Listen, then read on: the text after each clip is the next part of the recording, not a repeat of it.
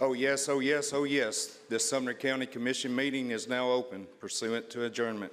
God bless this commission, this county, and this country. Our invocation tonight will be given by Commissioner Mark Harrison.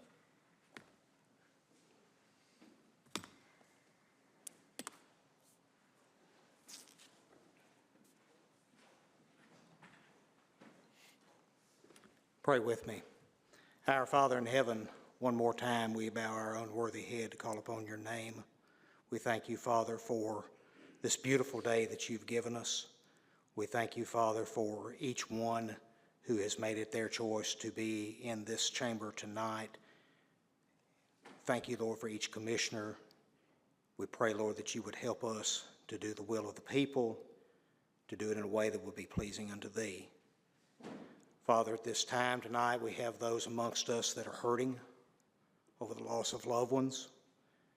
We ask that you provide the comfort that only you can provide, Father, in the presence of your Holy Spirit, Lord.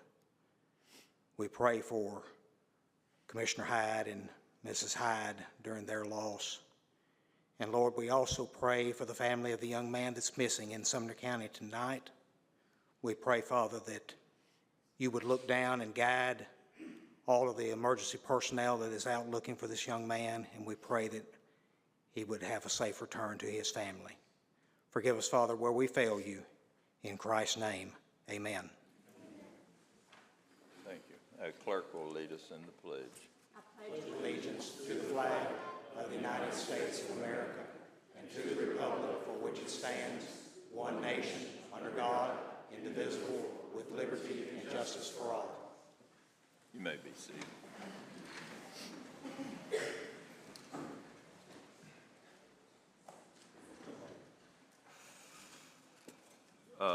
Madam Clerk, call the roll. Each commissioner record your presence.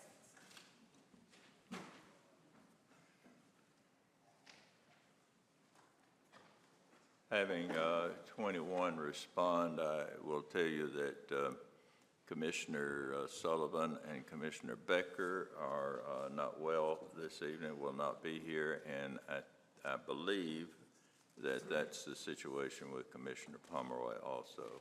Mr. Chairman, Mr. Pomeroy got called out of town on business. Okay, thank you. Thank you. So Commissioner Pomeroy got called out of town on business. So we have 21 people here tonight. That does mean that a majority vote would still be 13 and 2/3 vote 16. Pardon me, 18. We have approval of the regular agenda. I have a motion. And a second. Okay. Oh, okay. Go ahead. I want to see about adding 2 items to tonight's agenda. These were both through ARPA funding for the Sheriff's Department. One is for $310,650.86 to swap from internal vests to outer load-bearing vests. The other is $57,543.40 to complete their taser upgrades. I can go through the reasons now why I want them on the agenda, or if this body votes to add it to. For our purposes here, is that all one lump sum to the Sheriff's Department? It was presented to budget as 2 separate items, so I guess we'd have to. Okay. And you know, being that this is a matter of safety equipment for men and women, I think we need to. All right, if you will, let me consult with the attorney here just a moment.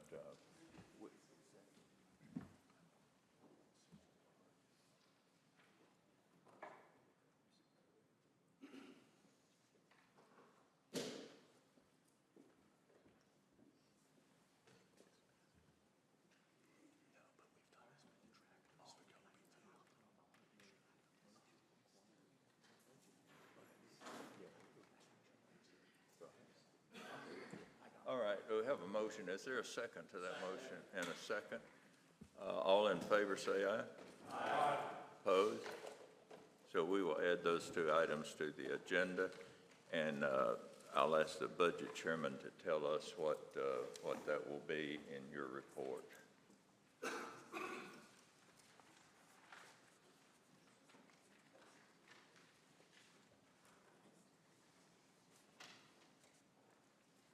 Thank you, Mr. Chairman. So I'll add that one as item number 8 under the budget, under my agenda, or my portion of the agenda. I would also like to add an item which we passed in budget, but I failed to make sure that it had a second, waive the second reading when we went through it, and that is, and we have since learned that this is a time-sensitive matter. It's a very small amount, but it is, the item that I would add now be item number 9, and that is to appropriate $1,247.32 for tax abatement for Mr. Josh Davis. That's a motion. That is a Do motion. I have a second? All in favor say aye. Aye. Opposed, like sign. That will be added to the agenda. Thank you, Mr. Chairman. Any other changes to the agenda? Mr. Mayor? Chairman, I would like to remove the names from the Regional Planning Commission, Tommy Swint and Brett Little, and I'd like to read a statement, please. This is from Mr. Swint. It said, John, I'd like to withdraw my name from being considered for the open citizens position on the Planning Commission. Thank you for your confidence you had in me and my abilities. I would have withdrawn sooner, but after several hours of combined interviews and the tone they had, I thought I would see how long it would take for them to turn me down. Only took 10 months to give me a negative recommendation, and I'm not the first. This process proves what a mess our county is in our community. The Committee on Committees should be ashamed, politics at its finest. Thanks again, and let me know if there are other ways I can help. Sincerely, Tommy Swint. Mr. Chairman, I'm at a loss. We have 2 citizens that were recommended, one a well-respected businessman in the community and a Sunday school leader, the other a minister of the gospel and a respected community leader. The way these citizens was treated was unconscionable. The current Planning Commission is operating illegally under TCA 13-3-101. This is a statement from CTAS Legal. While we can't predict what a court would say here, we think it's foreseeable that a court may hold that the county cannot avoid complying with the mandate in TCA 13-3-101 by not actively, reasonably seeking to fill the vacancies. We recommend that the Planning Commission delay any significant action until the active membership of the Planning Commission complies with TCA 13-3-101. We would not encourage any work on the zoning ordinance until the new members are appointed. Mr. Chairman, I ask that before I submit another citizen's name, I ask that you direct the Committee on Committees to provide a list of the approved businesses and industries that I can pick from to bring citizens on board to serve in this capacity. I appreciate it, Mr. Chairman. All right, so you will remove from the agenda that name, or was it 2 names, Mr. Mayor? Both names from approval. Any other additions or deletions, Commissioner Rogers? Mr. Chairman, I'd like to move the, sorry, I lost my spot. The appropriation for, hold on, sorry. This is probably going to actually take care of itself, but 2402-19 under legislative, I'd ask that be struck from the docket. Circuit Court Clerk approached me. She's going to have more revisions of that coming. To strike 2402-19. That's correct. Okay. All right, any other corrections? All right, do I hear a motion to approve the agenda? Pardon me, just a moment. Mr. Mansfield. I've got several things to address, Mr. Chairman, but did you just say the Circuit Court Clerk or the County Clerk? Is it Circuit Court Clerk, right? Is that what, to remove? Correct. Okay. I would like to address the County Mayor's statement since he gave a little speech. I would like that opportunity, Mr. Chairman, and address some questions. I would if you'll make it very, very brief. Mr. Chairman, point of order on that. We don't have anything open on the board today. This would technically be That's what I was thinking when I first said that. Let's just hold that until later. Maybe you'll have an opportunity I'll just to address state that. my official objection that County Mayor got to give a speech in a negative manner, but there wasn't a rebuttal, so, and just want to make that clear. I didn't think that was fair, so I object to that. All right. Did we actually take a vote on that? All in favor, did we take a vote on that? No. All in favor, say aye. Aye. Opposed, like sign, so we have an agenda. All right, we have the consent agenda. Motion, is there a second? Second by Commissioner Rogers. All in favor, say aye. Aye. Opposed, like sign. Approval of minutes for January 22nd, 2024.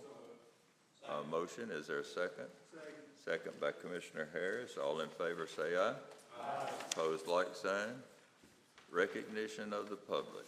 If you will hand me that paper, Mr. Weiner.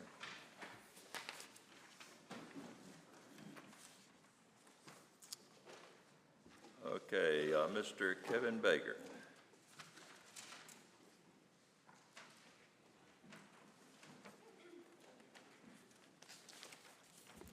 Kevin Baker, 424 AB Wade Road.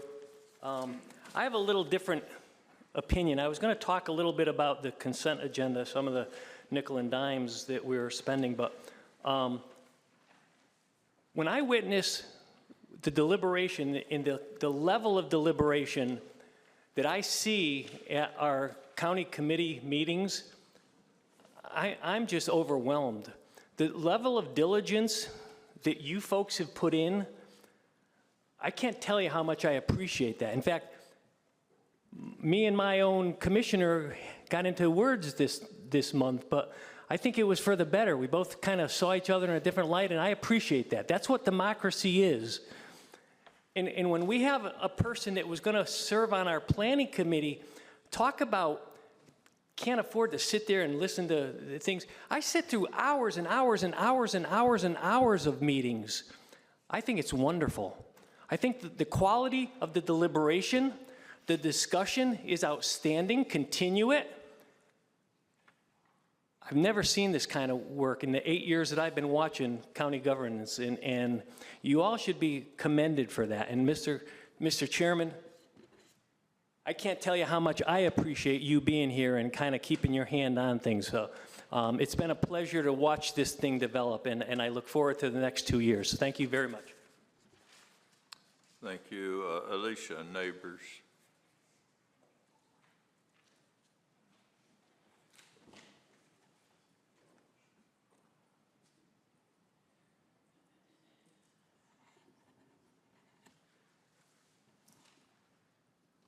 Good evening, Commissioners and Chair Commissioner. I'm here to talk about the Library Board and the recent policy. From the very first day I assumed the role of Director, I've been fortunate to have the unwavering support and guidance of the current Library Board. Their dedication to our library and our community has been nothing short of inspiring.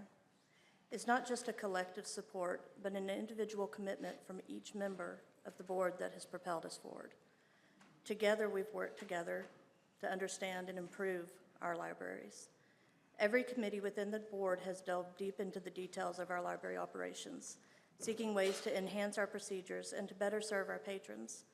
One significant milestone in this journey was the drafting and implementation of our collection development policy. This was mandated by the Secretary of State for future funding. This policy wasn't just a bureaucratic requirement, it's a reflection of our commitment to serve our community responsibly.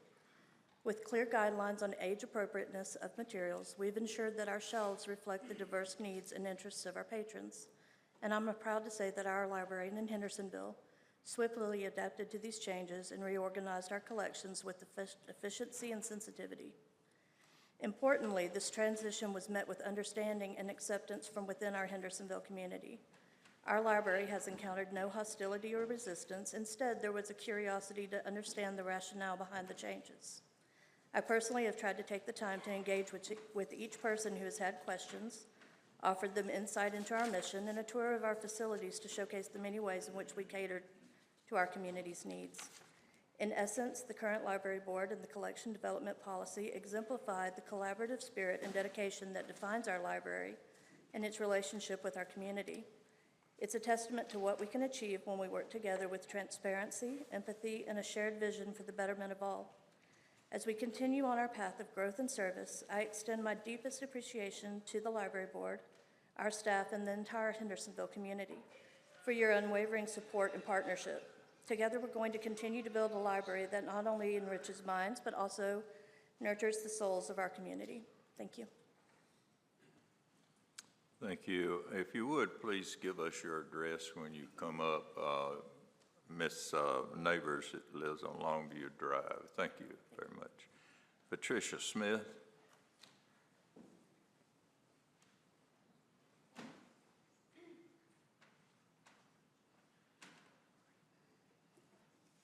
Good evening. I'm Patricia Smith. I live at 112 England Place in Hendersonville.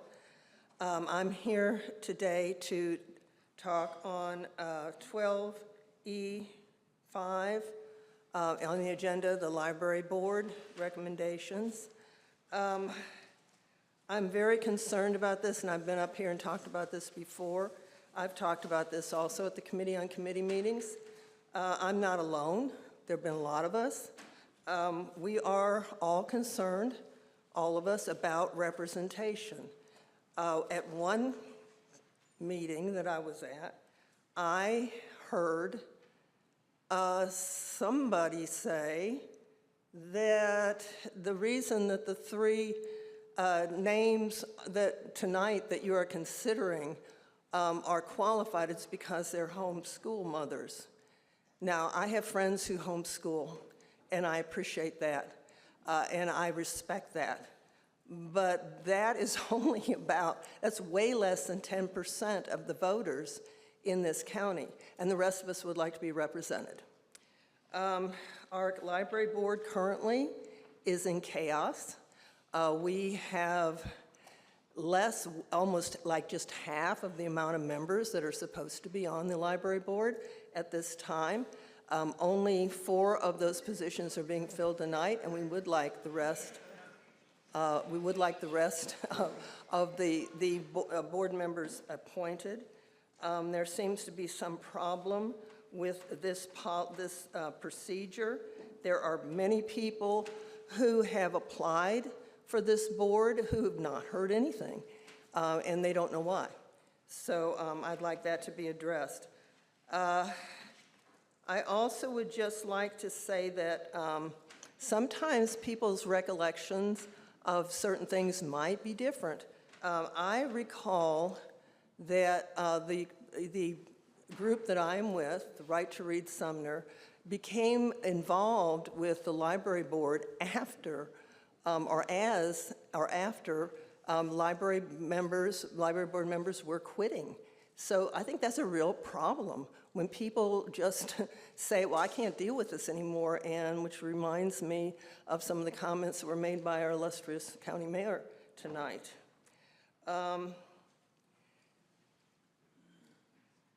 The board members have left partially because of things that have happened. Many of the board members left because of the current collection policy, and I respect the library director at Hendersonville for being able to handle this policy. But there are so many other problems with that policy, and that's not the only problem that there is. So we've got membership representation, and we've got a perhaps unconstitutional policy that we're having to deal with.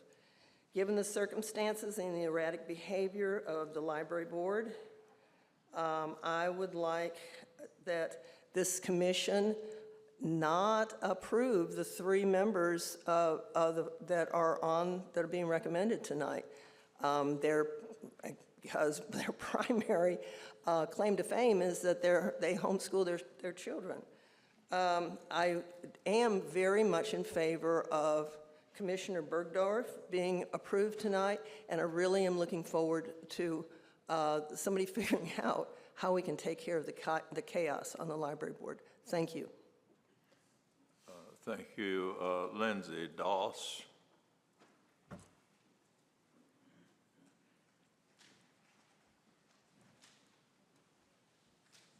Hello, good evening, everybody. I'm Lindsay Doss. My address is 204 Lacey Court in Portland. I, too, am here to talk about the library board. I'm going to repeat some things that were already said, but there is turmoil on our library board. There has been massive turnover. A library director was wrongfully dragged through the mud and fired.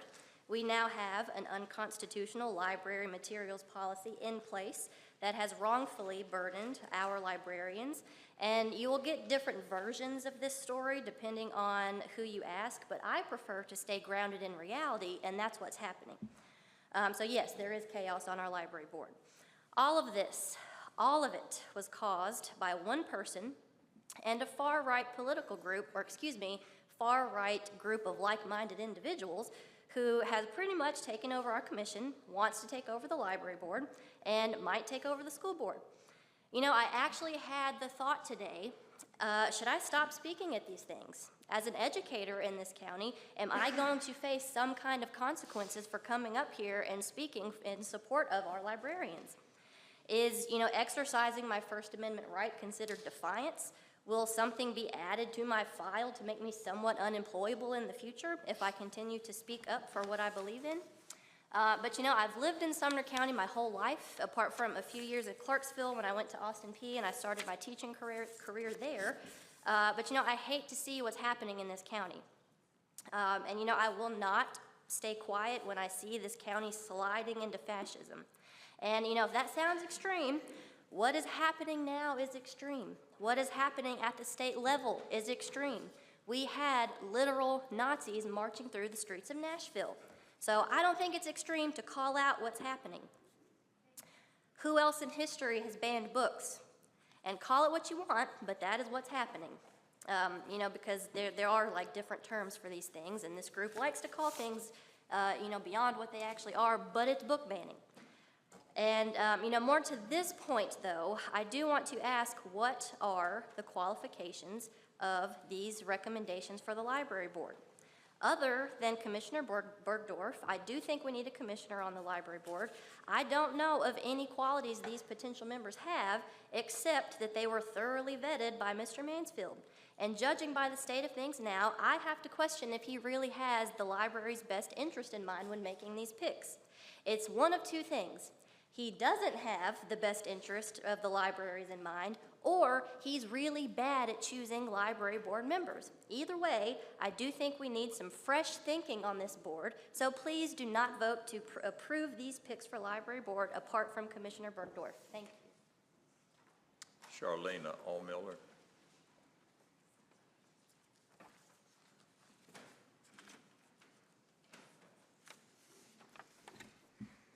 Hi, I'm Charlena Allmiller. I live at 143 Ruland Circle, Hendersonville, Tennessee, 37075. And I wanted to speak about what the mayor actually spoke about. He stole my thunder, which I'm really glad he did. But I think it just brings up a bigger point. And for the 13-3-101, basically what the law says is that you need to have between 5 and 15 members on there, and no more than a majority of them can be commissioners. And right now, there are 5 members, and that's only very recently that there are 5 members. And for the longest time, there were 3 out of 4 members were commissioners just making decisions. So I would, if anybody has a problem with any of the decisions that have been made, particularly like changing zoning requirements in the county that could be possibly a taking, I would think that there are some legal grounds there to challenge that. But I think it kind of goes down to the Committee on Committees and what their role is. With any other committee, the role is to, at the first Mondays, are the health and general ops and education is to determine if there's a need, and then the second Monday is then to determine, well, for like budget is to determine if that's going to be approved and whatnot, and legislative is to look at things in order to see how they change. But all of those decisions should be coming here to the commission, because it is a commission that makes the decisions on things, not the committee. And I find it reprehensible that a committee on committees has been able to withhold so many appointments by just not bringing them to the commission. They are taking away, there's a 5-member committee that is taking away your decision, and actually 2 of the members on that committee are 2 of the commissioners that are on the Planning Commission. There's no transparency in that. Some of those committee on committees meetings are 5 minutes long, and they're like, here's our slate, let's prove it, let's prove it. We, as the people, do not know who is making decisions on our behalf because we have no information about who these people are other than that they've been stamped for approval, and if they haven't been stamped for approval, they do not even come up here for consideration. So they are taking away your option to be able to make a choice. I am glad that they finally decided to pass through some negative recommendations because, quite frankly, a negative recommendation, I wouldn't have considered that. You guys have brains of your own. You can use that, and you guys should be able to use the information that the Committee on Committees gets. That should be able to be brought to you. So they should be doing the research for you, but you, as a body, gets to make that decision. And maybe that's some of the procedures that need to change, is that something can't stay in Committee on Committees and just stay there before it comes to the commission. Another example is the opioid committee. It's my understanding that they have not been able to meet because they haven't been able to have quorum. There are people that need treatment in this county. That money is meant for drug treatment, and it's going to accountants. So please make sure that you have our interests at heart. Thank you. Mr. Jim Holcomb.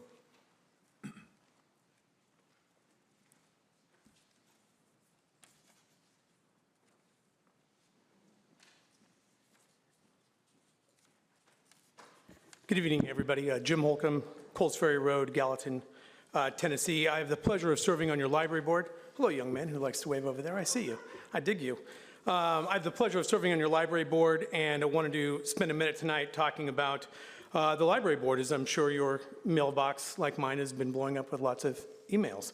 I, too, share some concerns about the demographics on our library board and how it reflects and represents Sumner County. 70% of Sumner County is conservative. I would entertain and welcome a motion tonight to make sure that no more than 30% of our board is ever of the Democrat Party. I mean, as long as we're talking demographics. 49% of Sumner County's population is male. I am the lone male on the board. I would welcome some bro time on the board. Perhaps most importantly, the largest age group in Sumner County is 5 to 9-year-olds. I coach Little League Baseball. I would welcome, and I'm sure I could find for us, some 5 to 9-year-olds who would be awesome library board members. They know their way around the children's section, to be sure. No more than 15% should be over the age of 65, as that is the current demographics of Sumner County. The fact of the matter is, folks, these appeals to demographics is silly. Appeals to credentialism are even worse. There is no magic license that makes one all-knowing. There's no magic incantation that makes you qualified for this. And in fact, if you need a credential to tell you that putting pornography in front of children is wrong, then I would suggest that your credential isn't worth the paper that it's printed on. You've heard some subjective and inflammatory things said about the board tonight. I will tell you, there is no chaos on the board. It might seem that way from the outside if you don't agree with us, but internally, I think it works really well. There has been turnover, and in my brief time on the board, I will tell you that in doing the work, we have found a number of things that have been neglected for years. So if people aren't willing to have done the work before, then, and they find the challenge maybe too daunting, they've shown themselves off the board, and that's okay. You know, we'll gladly welcome some new faces. There is nothing unconstitutional or illegal happening on the board. That is a legal term that has not been backed up or adjudicated in any way, shape, or form. So do not be swayed, scared, intimidated by that term. I suspect that when we passed this collection policy months ago, that if there was anything to be challenged, it would have been done so by now. I think that's all scare, and frankly, it's beneath us. You know, let's debate ideas. Finally, in talking about fresh voices on the board, 3 of us have been appointed in the last 8 months. I find our approach refreshing, not having been entrenched in government, but we're just concerned citizens who want a good, valuable, working, value-centered, community-based library for our citizens. So I thank you. Thank you. Eric Stockton.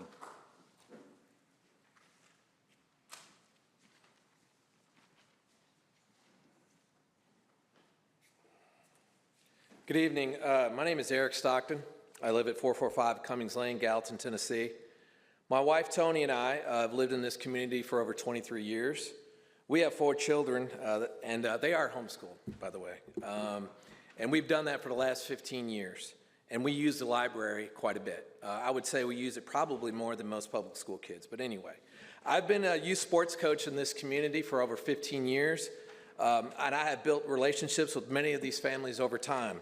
I'm also a business owner. I'm a financial planner, and I've met with over 1,000 families in this community for the last 20 years. And many of these people trust me with their finances, and I can tell you that many of them trust my judgment when it comes to situations like this that we're going to talk about. Many of them appreciate the fact that I'm willing to speak out on their behalf because part of the challenge is many people won't speak up because they fear retribution on social media, in their workplace, or out in the community. I do not fear retribution, so I will speak on their behalf happily. And let me tell you this, though, they do pay attention when elections are up. With that said, I appreciate the fact that we have appointed a strong library board that is not wavering on the baseless calls for First Amendment rights violations. That, again, just like Mr. Holcomb said, is a play on words. There's no basis for that. There's no First Amendment right violation by keeping sexually explicit material out of the library. To cite the First Amendment as a means to justify this is a misrepresentation. The First Amendment does not cover sexually explicit material in the library. We all know that, all right? But with that said, let's say that it did. Okay, for argument's sake, let's say it does. We must understand that the First Amendment does, however, have a limitation. Those limitations are placed in order to protect people. Let me give you an example. If you were to go on an airplane and start screaming bomb, bomb, bomb, you would find out real quick like the First Amendment does have limitations. In fact, it is a felony. You could be fined heavily, and you can face up to 5 years in prison. So we know, so let's ask ourselves why those limitations are in place. Because the governing body decided that in a controlled environment, it would be best to err on the side of caution and eliminate any type of threat. While a case could be made that the First Amendment rights are being violated, it is in the best interest of the people to eliminate any type of danger that could occur from the example I just gave. Therefore, when the library board decided to put a rule in place to remove sexually explicit material, it was in the best interest of children in a controlled environment, which is the library. When it comes to protecting people, or in this case, the hearts and minds of children, no matter what the situation is, we always should err on the side of caution, as parents especially.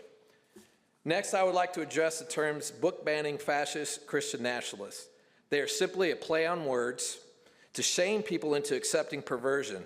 It is a page taken, I heard somebody say, you know where that came from. Well, let me tell you where it comes from. It comes right out of the Communist Handbook, and I'm confident that you guys can see right through that. Honestly, I find it very disturbing to use these terms that are synonymous with Hitler's Third Reich that exterminated millions of innocent lives while he was in power. These type of comparisons are what we call false equivalencies. You need to see through that. Moving along, I believe it is crucial that we respect the expertise and judgment of the board members themselves who are equipped to determine the appropriate size and composition of their governing body. With that said, please uphold the decision to appoint 3 private citizens to the library board and the board's decision to reduce the number of board members from 11 to 9.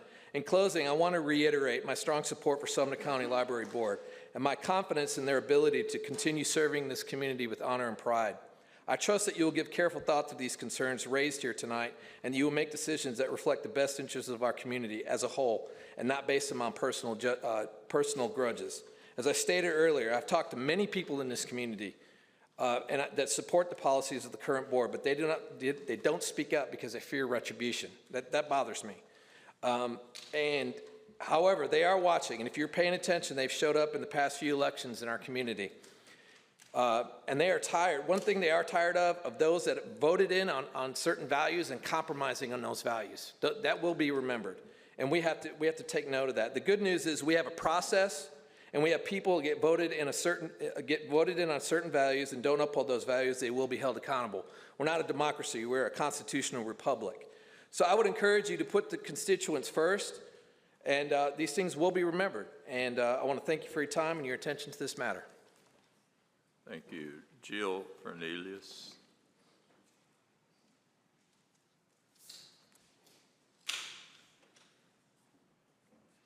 Good evening, Jill Fernelius, 180 Cobbler Circle in Hendersonville. I'm not prepared to really say anything here tonight, but I had read something online that encouraged me to come out and at least say a few things. The first time I ever spoke at a meeting was the library board. And that was my second attendance. The first attendance I ever had at a library board was when Alan Morales was voted to be fired. And it was such a disappointing and embarrassing show for our community. And I say that as a library card holder. I bring my son there. He's read all the Goosebumps books from that library and others. We've had interaction with Mr. Morales before, and he was a complete joy of that library. So seeing how he was treated, seeing how several commissioners here still in attendance today spoke on him and created that division, this was my first impression of what Sumner County commissioners were. And it was really, really sad to see. It was really sad to see so much division in our community. So I started paying attention. I started following probably all of you. I know that I've had back and forth conversation with several of you as well. And I can't say that I'm feeling very hopeful. So when it comes to the library board specifically, which is why I came to speak today, I was one of several people who spoke on the recent policy, and I'm not going to get too much into it today, but I do feel the need to stress the fact that absolutely nobody that I have met wants pornography in our schools, neither our schools or public library. No one is against a collection or reconsideration policy. Absolutely nobody. The debate and why there is such a mistrust with both this library board as well as with the commission is lack of transparency and not having a voice as a member of the community. So I'll give you a couple of examples. One of my biggest concerns with this collection policy wasn't the fact of even that anything was written in there.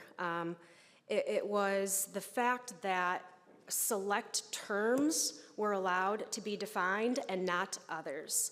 So, for example, I had read that Ms. Daniels had posted or sent the commission an email specifically defending the policy today, and Let's, when we make comments, and this may have slipped by me earlier, let's not mention individual names. yes, sir, absolutely, my apologies. One of the library board members had mentioned the fact that the reason why she was so explicit in the creation of this policy was the fact that she used scientific words, and I agree with her. I do believe that that is allowed, and that was my biggest complaint about the collection to policy, is that she was allowed to define such explicit terminology. Yet, when it comes to our First Amendment protections, when it comes to the Comstock laws, when it comes to all of the case laws that talk about obscenity in literary publications, is that there is exclusions when it comes to works that are of literary, political, artistic, or scientific value. There is allowance for us to have discourse of what is allowed or what is age appropriate. And so the library board, when I had sent my recommendations, Jim, actually, you were the only one who responded to me, so thank you for that. But absolutely nobody considered defining what literary, artistic, political, or scientific value is, which I thought would have been a great add to that policy. That's one example of how this division and the culture and the toxicity that we see in not being able to have discourse with each other is shown. I'm pretty sure I had a second thought, but again, I didn't come here prepared. I do highly want to discourage consideration. I reviewed the resumes of the private citizens that were recommended.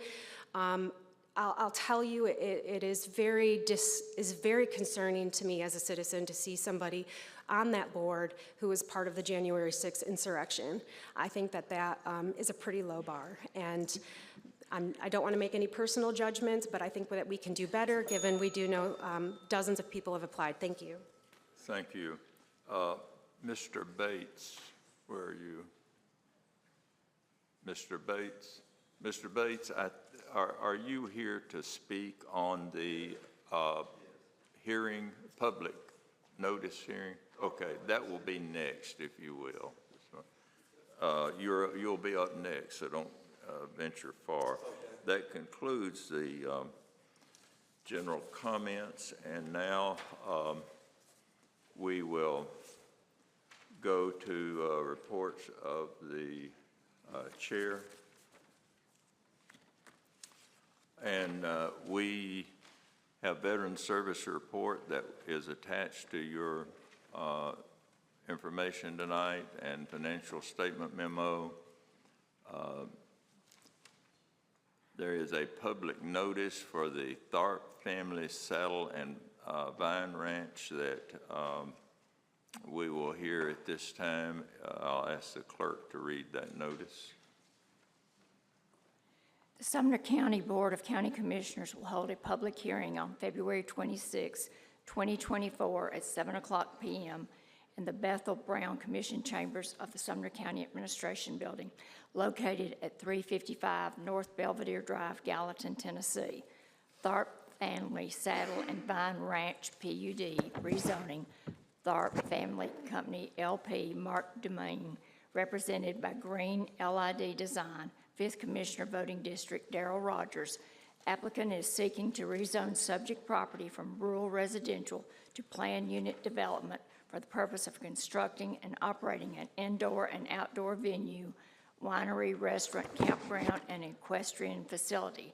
Subject property is located at 3555 Highway 31E and 150 Mount Vernon Road, Gallatin, Tennessee, 37066. Is tax map 068, parcel 006.01, 115.00, 116.00, 005.02, 005.00, 006.00, 006.08, 006.07, and 006.06 contains 254.75 acres and is zoned rural residential. The Sumner County Regional Planning Commission forwarded a positive recommendation related to this item on December 19, 2023.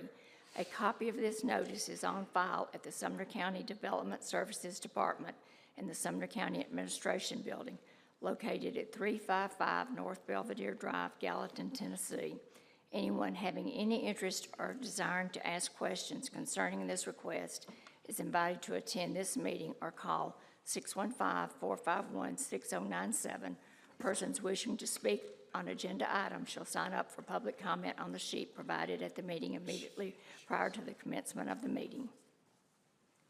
Now, Mr. Bates, I think you are wanting to speak to this if you want to come forward at this time.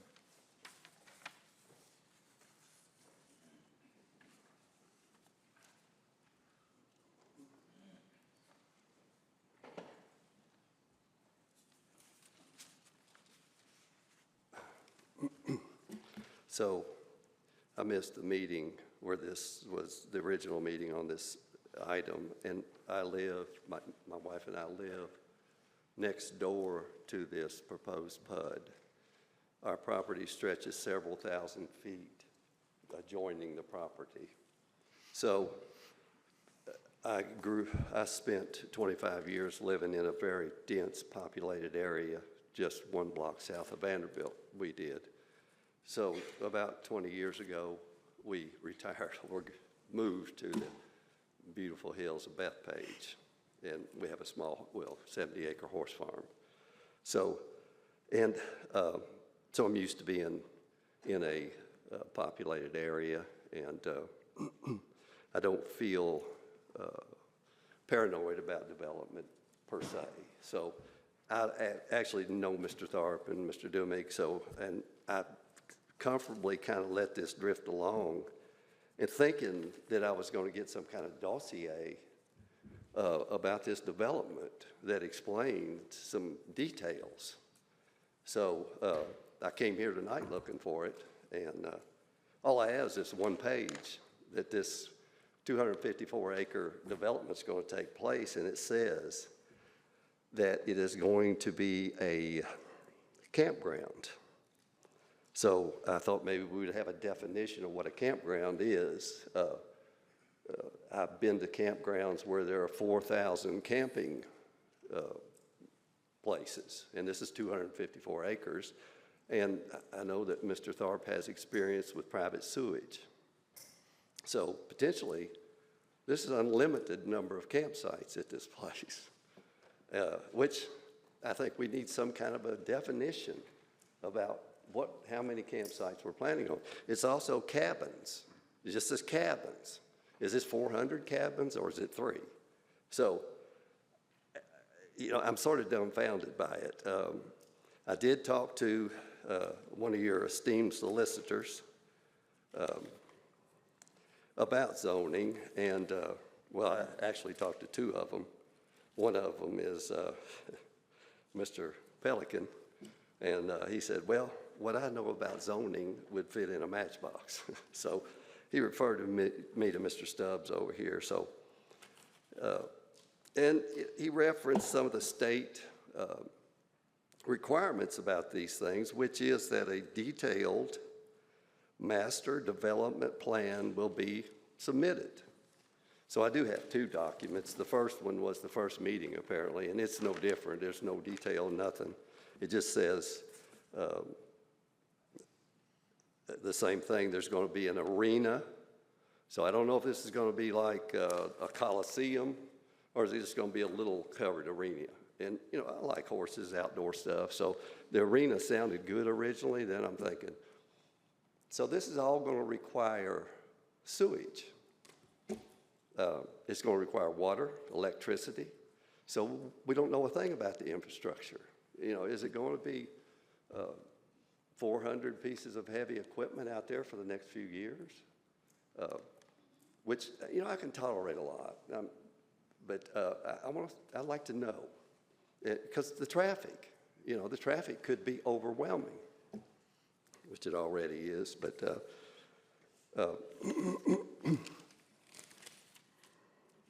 so I have a question for the commission. Do y'all have requirements, like if somebody wants to do a PUD, for a detailed plan to be submitted to the council? Mr. Bates, I can't ask questions. No, it's just an opportunity for you to express your views. Oh, it is? Yes, sir.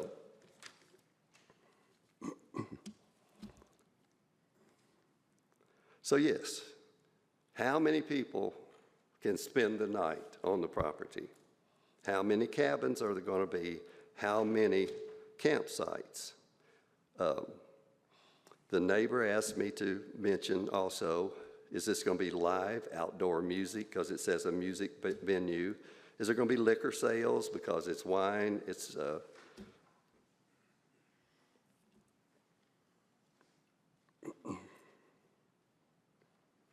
and I guess I can stop at this point. I hope I have made my point. I would like to know what the limitations of the thing are. And am I out of time? Am I out of time? Are you near the end of what you? How much does it cost? Can I buy it? Very little. So I would pray for the consideration. Like I said, we moved out here and we enjoy rural life. We're used to density. A little bit's fine. Quite a bit's fine. Just don't want to be overwhelmed and shocked that this is a major development that looks like just a campground. Thank you all. Thank you, Mr. Bates. And I'm, with seeing no one else on the agenda, I'm closing the hearing. And do I have a motion to approve? There's a motion to approve. Is there a second? Is there a second? There is a second. Who was that? Mr. Harrison. Any discussion? Commissioner Scho?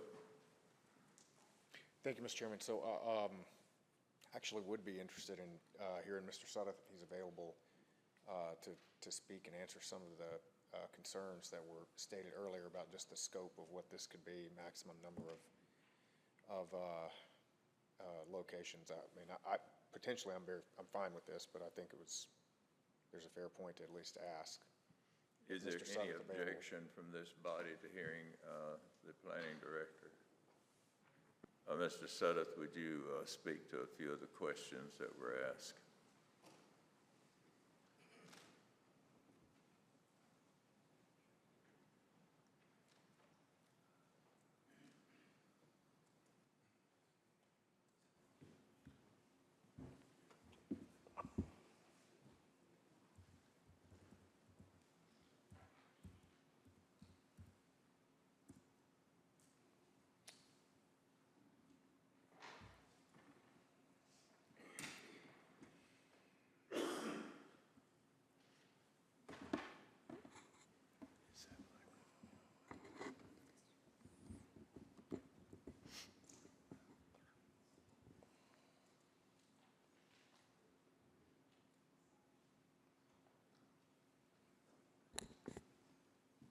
Can you get me up on the screen, do you think? There we go.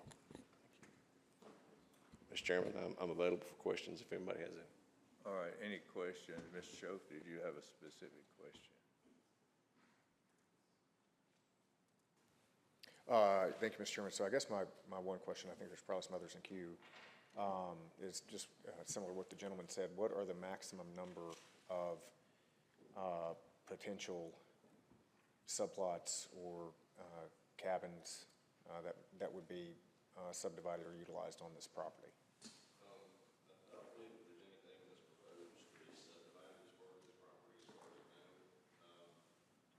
As far as campsites and that kind of thing, I can go real deep on this, or I can go super high level, whatever y'all.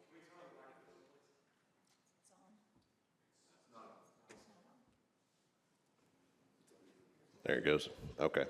I can go high level on this, or I can kind of zoom in. I'm going to have to defer to the applicant to let you, to talk to you guys about specifically what they're planning on doing. I can't make predictions on exactly what they're going to do, but I can tell you what they propose to do. But as far as the meetings and that kind of thing, as part of this process, the gentleman spoke a little while ago, talked about detailed plans being turned in and that kind of stuff, and those absolutely are a part of the process. As part of every plan unit development application that comes through the county, there's a neighborhood meeting. So everybody that lives within 500 feet gets invited to a neighborhood meeting, which they had on site, I believe, for this particular project. I don't know if this gentleman went, but they did have to have that one. And then, of course, before it gets to the county commission, there is a hearing before the planning commission, which is a public hearing that's also held. And all this is presented for much more extended, in a more extended way than what we'll do here. But as you see on the screen, it's a very large piece of property that's proposed to be utilized for this. They've purchased about 250 or 60 acres total for this project. You see it is zoned rural residential at this time. There is some commercial zoning down in the proximity down there toward US 31 and Mount Vernon Road down there. Again, we've met all the public notice requirements that are required by the zoning code. publication in the newspaper. This is the notice that went to the neighbors for the public meeting that the developer had to hold to talk to them, get their input on this on the front end before it gets into the zoning process with the county. A summary that they turned in. This is the overall plan. The proposed uses here, like it said in the notice, they're reserving the right to do single-family dwellings. There's one of them there on site right now. I believe there's at least one house. Obviously, ag uses. A lot of this revolves around equestrian uses. It's riding areas and that kind of thing. There is a venue component as well where they'll have weddings and events and that kind of thing. There's an on-site restaurant with a winery that they're proposing to do as well, with trail riding areas and jogging and walking paths. Again, and what was referenced a minute ago was a campground, and I'll show you a little bit about what they're proposing there. This is the overall layout. A little bit hard to see probably up on the screen. But the winery layout, and I don't have my laser pointer, but it's down on the southwestern side. There's a winery component with pavilions and that kind of thing, a restaurant that'll be down there, and they've submitted the general architecture of what that would look like on the screen. Over on the US 31 side, there's another riding facility that has more of an English theme that's proposed there with again, an arena, outdoor riding areas, that kind of thing. Here's another riding area that they're proposing. The campground is a small component of it, I believe. And so I believe that, if you look, again, I don't have my laser pointer, but the extreme northern part of it kind of looks like a flag up there. They have 1, 2, 3, 4, 5 camping areas that are proposed up there. Those are cabins, camping cabins is what they're talking about doing up there. They have an RV parking area, and again, I apologize, I don't have my laser pointer, but as you kind of follow that draw that goes down to Mount Vernon Road from the flag down there, up at the very northern part of that property, that's where they have a little RV parking area. That will be subject to a site plan that will be reviewed by the Planning Commission. Everything they're going to build here has to go back to the Planning Commission again after you guys, if this is approved this evening. And so the details of it will be hashed out really then. That the whole thing certainly is not proposed though to become a big RV park or anything like that. That's not appropriate. That's not what they really proposed. They proposed a small piece of it, again up there, probably a couple thousand feet off the road. That would be the RV parking area there. That's something the Planning Commission would have to keep an eye on. And basically, if we feel like they've taken the proposal and they're trying to make it into something that it's not, a big RV campground or something like that turns into something that you don't want, like you'd see out on the interstate or something, we could, that's when you look at the PUD and say, that's not what you said you were going to do.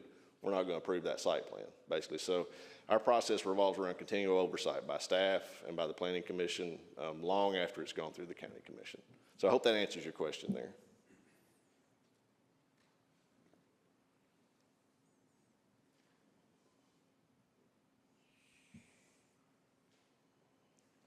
Are there any other specific questions, Commissioner Jones? Commissioner Janan, go ahead. Because it's going to be going from rural residential, which is a low-density kind of development situation, to planned unit development, just a kind of a question, because, as I've said before, I live in the hell of overdevelopment in Gallatin. So my question is if they decide not to do this anymore, okay, no longer campground, no more campers, etc., and it's still a PUD, can it be, at that point, can they argue the fact that we all approved it for a PUD, so we can build a PUD development? No? No. So that's a great question. So you hear PUD, I think, and sometimes the perception of that is big, giant, super dense development, condos, townhouses, all that stuff. Sometimes that is what a PUD is, right? But a PUD is a specific plan. And so that's another way of thinking this. And some places call that SP, is the zoning district. We call it PUD. But it's a specific project that's brought to the governing body for a specific approval. And so all they're allowed to do is what's on the screen there. That's their plan. That's all they can do. If they want to do something else, They go all the way back through the process. So let's say they wanted to turn this into a big residential subdivision instead. That would be what we call a major plan unit development. And so they'd go all the way back through the process. They'd have the neighborhood meeting. They'd go back to the planning commission. They'd come back to the county commission for another vote. And so if they want to make tweaks, if they want to move some stuff around on the site, that kind of thing, that's a minor amendment. I can approve that administratively as long as it's very small. They're not changing the uses. But if they change the plan dramatically where they decide they just want to do something else, the market's changed and they don't want to do this anymore, they want to do, they want to do an industrial use, or they want to do, residential or whatever. Like I said, it goes all the way back through that entitlement process again, all the way back to the county commission. My other question is, with it being a campground and water and fire protection, because it is a large wooded campgrounds, I go camping sometimes, and they have fires and, things like that at night.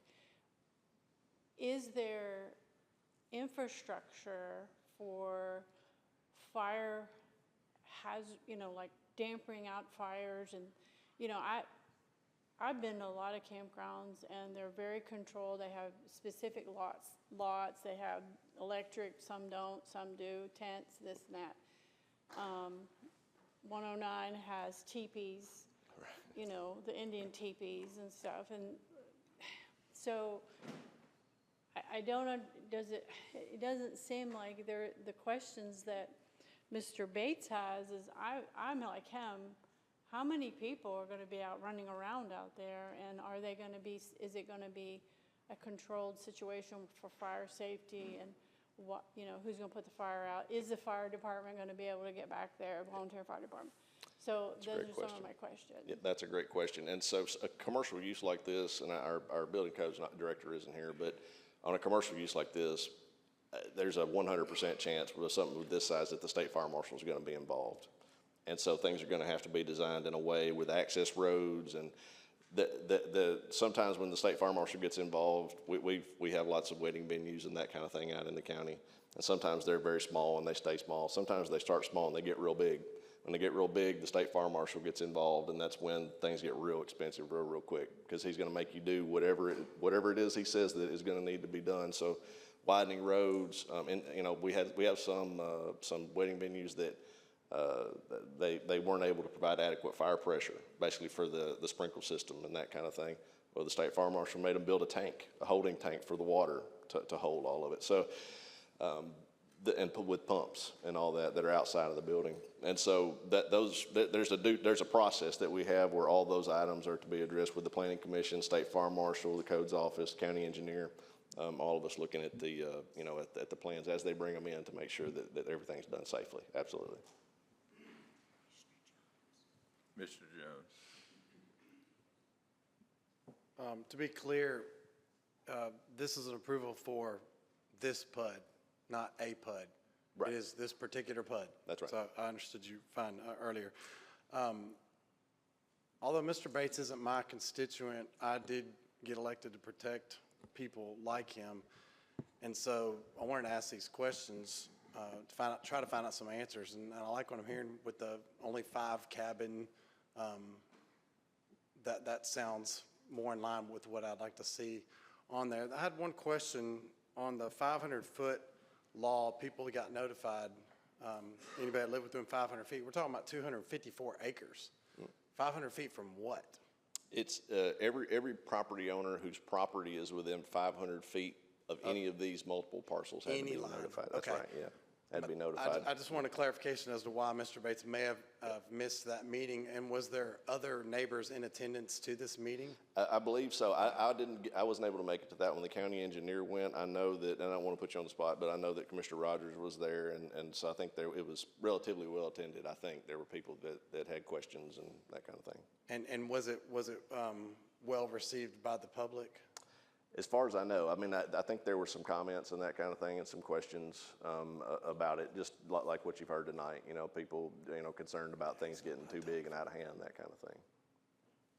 Okay. All right. Thank you. Commissioner Wynn. Thank you, Mr. Chairman. Mr. Sutter, So we saw there was like 5 cabins. Is that the limit that's out there? Is that in the PUD, only 5? Well, or is there a cap? Or That's typically the way that I look at these plan unit developments is what do you have on the plan, right? And so if it's not on the plan, then you're going to have to amend a plan to do it. And so if there's 5 cabins shown on their plan, I mean, it's a little bit hard to see on this, but on this pattern book right here, that's what it shows. That's my stance. Is that's what they've asked to have there. Again, the property owner is in attendance and their representative, I believe, is here. If y'all have questions about what their specific plans are, I go by what's on the sheet. And so if they came in and wanted to do a site plan for 15 cabins, I'm going to say your PUD only calls for 5. And, you know, I think that's a pretty intense change. And that's something that I'd probably have go back through a major plan amendment process. Gotcha. And is there, can we include just the language and verbiage somewhere in that PUD application or approval that it shall not exceed 5 cabins? Sure. Yeah, if you guys wanted to add that as a condition of approval at this stage, I'd defer to the law office, but I wouldn't think there would be a problem with that. Okay, yeah. Mr. Chairman, I'd like to offer that amendment. Offer that amendment that no more than 5 cabins for this PUD approval. All right, motion has been made and a second. Any discussion on that particular amendment to this? All in favor say aye. Aye. Opposed, like sign. No. We'll take a vote on that.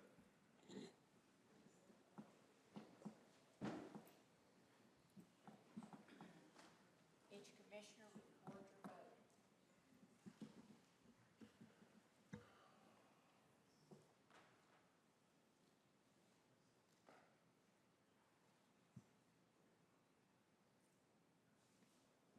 With a vote of 11 to 10, that does not pass.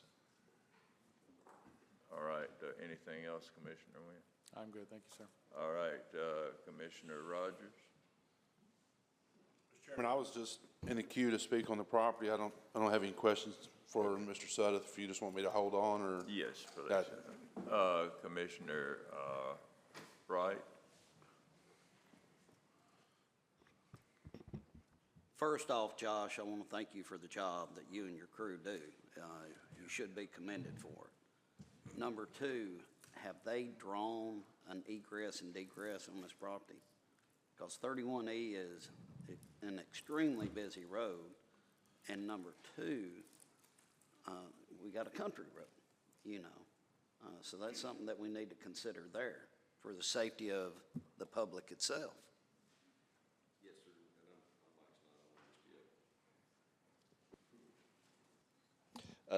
I believe that, and the way that I understand it, I think most of the traffic over, you know, on the Mount Vernon side over here, which is where the bulk of the project is, would come off of Mount Vernon Road rather than directly onto 31. I do believe they would have an access out here on the state highway. Again, that when they get into road access and that kind of, that's stuff we're going to talk about in depth with the Planning Commission. If they want to access that commercial use out on the state highway, they're going to have to get a permit from TDOT for that as well. Mount Vernon Road, of course, is a county road, and so drive connection permits and that kind of thing would go through the highway department. But there was a good bit of discussion. I'd say that was probably the thing that was discussed the most at the Planning Commission level was the drive access and oh shit, my daggum laser pointer. But there's a drive access on the Mount Vernon Road that goes back in and serves the campground area and the winery and all those uses. And so there's going to have to be a lot of attention paid on that driveway to make sure it's wide enough and accesses the road in a way that there's good sight distance and that kind of thing for sure. Thank you. Yes, sir. Commissioner Jones? With that last amendment failing, I would like to know what kind of limitation we would put on the campground sites. If there's no limitation, I would never vote for this. But if there's some sort of reasonable one, I'd like to hear it. Yeah, well, right now, as I mentioned, what's on the plan, that is the limitation, and adding more requires it to come back to the county commission. So there is, what they have on the plan is all they can do. This without getting county commission approval, I don't think they could. At least as long as I'm, the department director that looks at these things, I don't see any way for them to add more cabins without coming back to the county commission to ask to do it. That's what brings me to the point of not understanding why that amendment was so it was so hard against the 5 when it's clearly stated in there. That means somebody knows more than I do, so I'd like to see that hashed out, how much somebody has in mind for that, or how much the limit other people would have think that is reasonable on the planning commission. There wasn't even a range discussed at the planning commission? I mean, I think I don't want to speak for the planning commission, but I think they showed 5, and it seemed like the planning commission found that acceptable. Yes, sir. Then why is it such a problem to have 5 stated on this amendment? I'm not understanding that.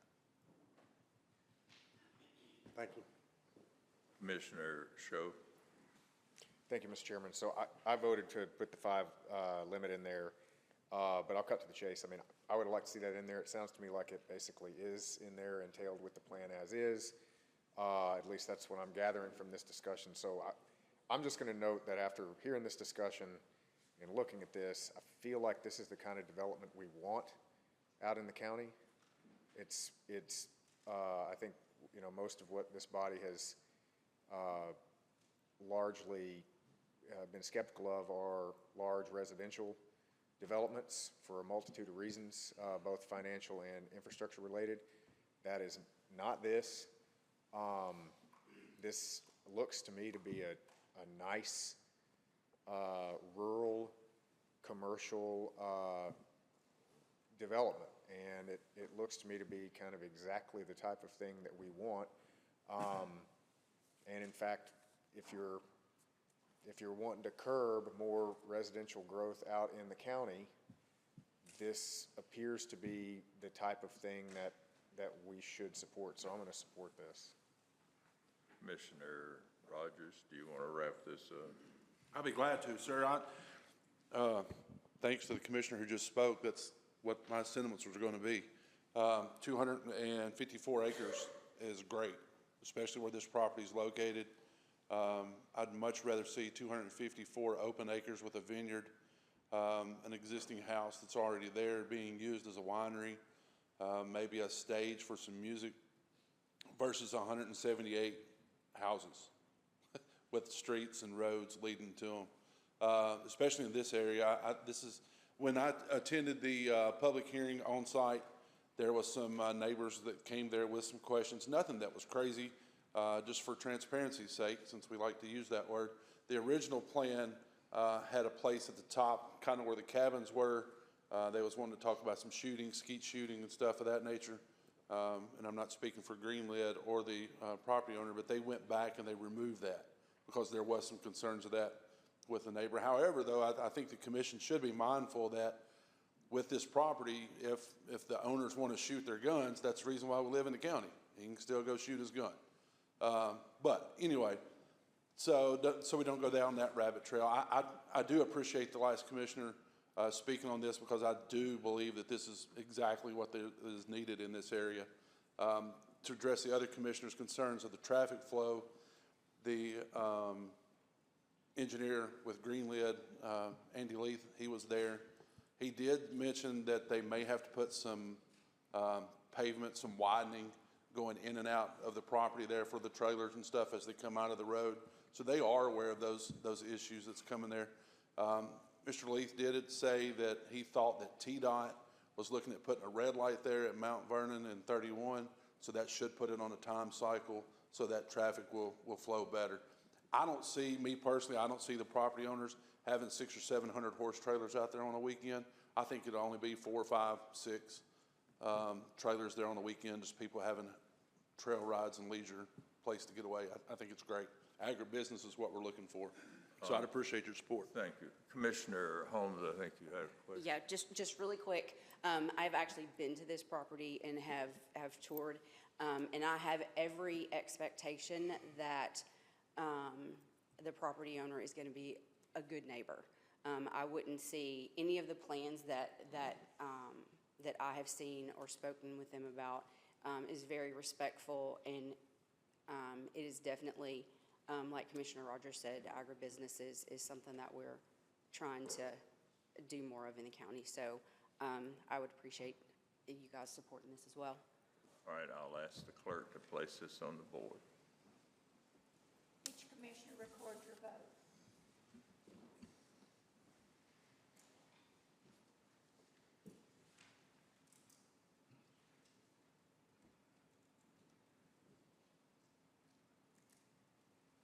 With a vote of 20 to 1, this passes.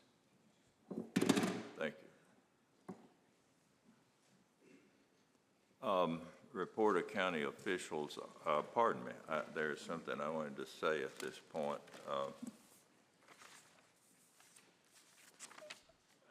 Just comments from the chairman and an announcement. Some time ago, as most of you know, I had just this last week an unfortunate death in my family of my son, and that has nothing, absolutely nothing to do with this announcement. I made this decision about 3 weeks ago and handed a little note to the clerk, and I have not shared it with anyone. But in my comments, I would just like to say that I would really like to see us as a group tamp down a little, and I'm talking to everyone. I'm not talking to you or you or you or you or you. Everyone in this room. I don't have an enemy in this room, I don't think. If I do, would you raise your hand? Okay. I get along with everybody and have a good relationship with everybody.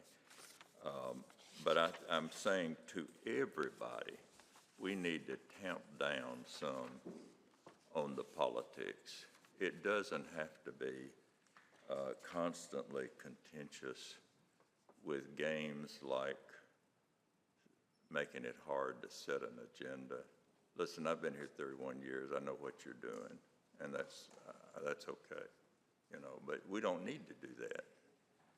It's not good business for the county. There are too many things orchestrated, staged, and scripted. So I would just like to ask you to please tamp down the politics. The fact is that I enjoy most everybody in here. I am a conservative. I'll always be a conservative. I will vote conservative. I'll support conservatives. I am opposed to many of the things that have been discussed here tonight, like bad literature in libraries. But that doesn't mean that we have to be contentious and be ready to be violent about our decision. I have been here before as part of groups that would go out and have a cup of coffee after they've had a very vigorous debate and vote. And I'll tell you, I'll have a vigorous debate and vote with someone, and you may see me drinking coffee with somebody and say, what is he doing? But that's just the way I am. Now, that's just comments. My announcement is that I will not serve as chairman past this year. I have made that decision, and it's not that I haven't enjoyed working with you. You're a wonderful group to work with. I did tell you 2 years ago when we all gathered here and were elected that I would serve for a period of time until someone was able to take the reins, because I had served for a number of years as chairman previously.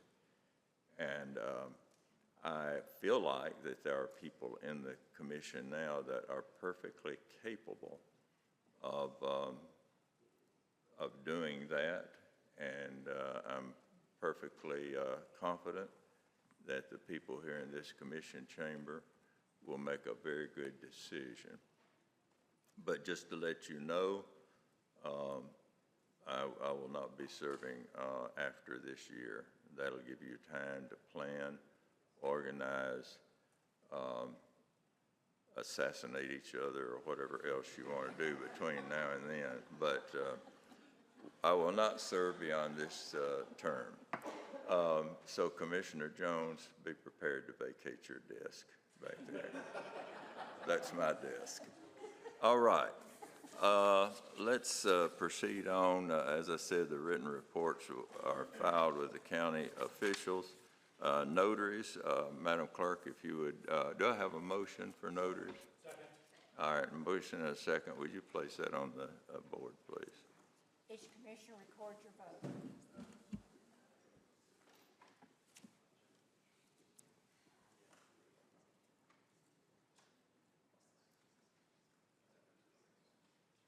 All right, that passes 21-0. We will have a report of standing committees, but I want to make one statement that I forgot. I had a note here. If this body so chose, if someone was just in need of someone as a backup, I would be more than happy to serve as pro tem, but not chairman after this year. If you want to do that, fine. If you don't want me doing that, that's fine. I don't care. I would be glad to back somebody else up in their absence. All right, let's take 5 minutes before we get into committees.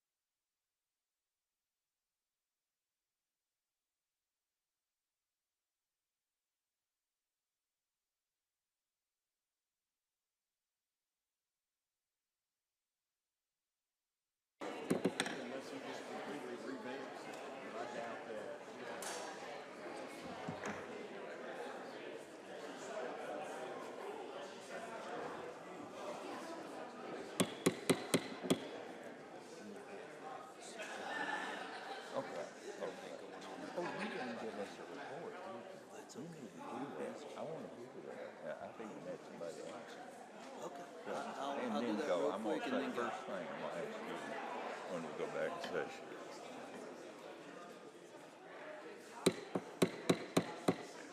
Okay, I think most everyone is back in the chamber. I overlooked the fact that I was going to ask our county mayor to give a report on the youngster that has disappeared, and they're out looking for him, and he's headed back to the Central Command now to, pardon? Can you hear me now? Okay. So I've asked John, the mayor, to give us a report on this incident. All right, thank you, Mr. Chairman. Right now, the search is continuing. For those that don't know, we had a 15-year-old autistic young man that wandered off somewhere after midnight last night. And so at this point, we've got about 220 police, EMS, EMA personnel on the ground, multiple jurisdictions that have responded. We've got the Mounted Patrol for both Davidson County, the Metro Police, as well as the Hendersonville Police, the multiple volunteer fire departments, and EMAs from across Middle Tennessee all responding. We currently have 2 helicopters in the air with THP. We also have THP's fixed wing airplane in the air. We have multiple K9 units that have been searching the area. And basically what they're doing right now, and 10 drones up in the air searching. So I've got a significant amount of resources and assets in the air to find this young man. What I want to do, what they're doing right now is they're going to start pulling everybody in. Statistics show that typically you don't get past 0.2 of a mile. The young man was barefoot, and we didn't think he would get that far. So they've done an intense search on that radius and outside of that radius throughout the day. Right now what they're doing is starting to pull all the assets in and then do scans from the air and see if they can catch any movement out in the area. And also want to just take the opportunity and thank the leadership of Bo Ken Widener and Mickey Summers with EMA, and also Eric Craddock, who has run point on this with the media and with the operation with Sumner County Sheriff's Department, as well as John Michael Poss with the EMS department. They have done a yeoman's work on all of this. And then we have had the command center, for those that may have driven by and have seen that. I think it would be worth your time to see that actually in operation, and just how effective it's been tonight in helping to map out the area and create the zones and actually track where all of the people have done their search. So with that, I'll be happy to answer any brief questions.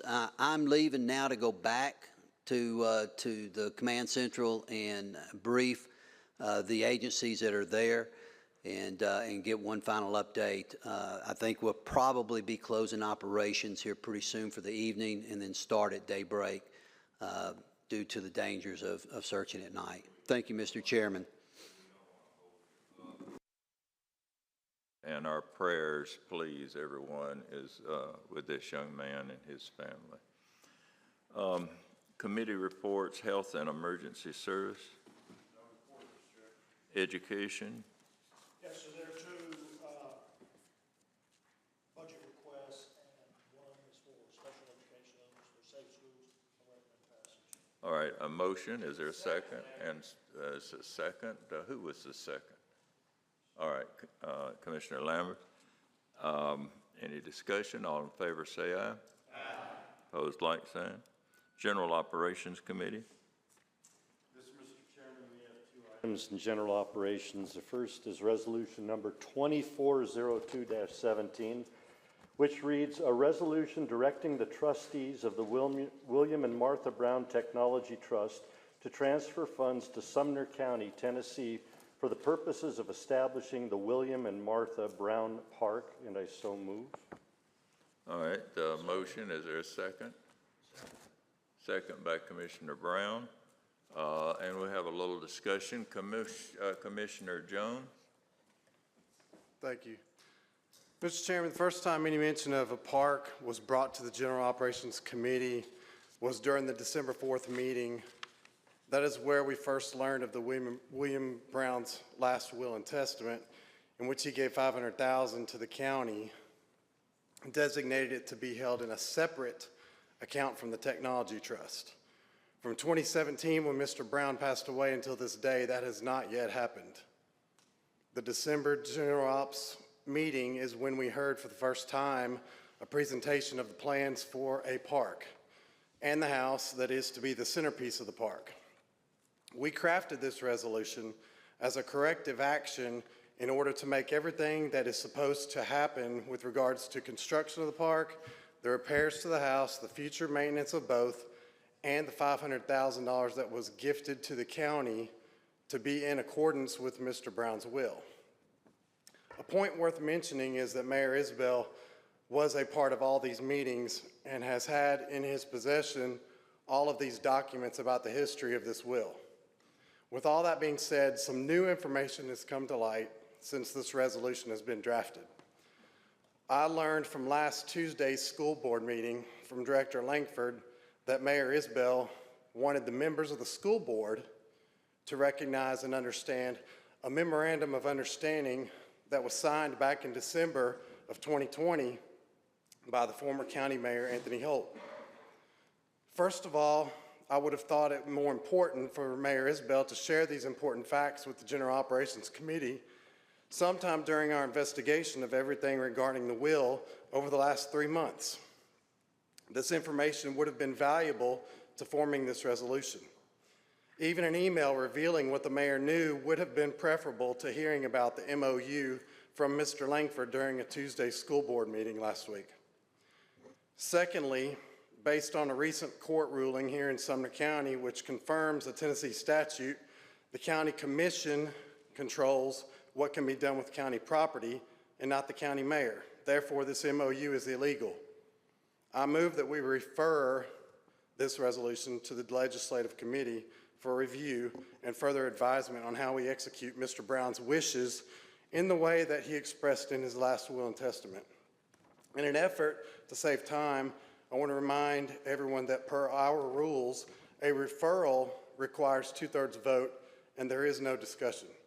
That is my motion, Mr. Chairman. All right, there's a motion and a second, and actually this may be better to go to a committee for further study. I don't know, but we will vote on this as a referral at this time. No, to committee, legislative. Each commissioner record your vote. Because it's a legal matter. It's got to be disseminated.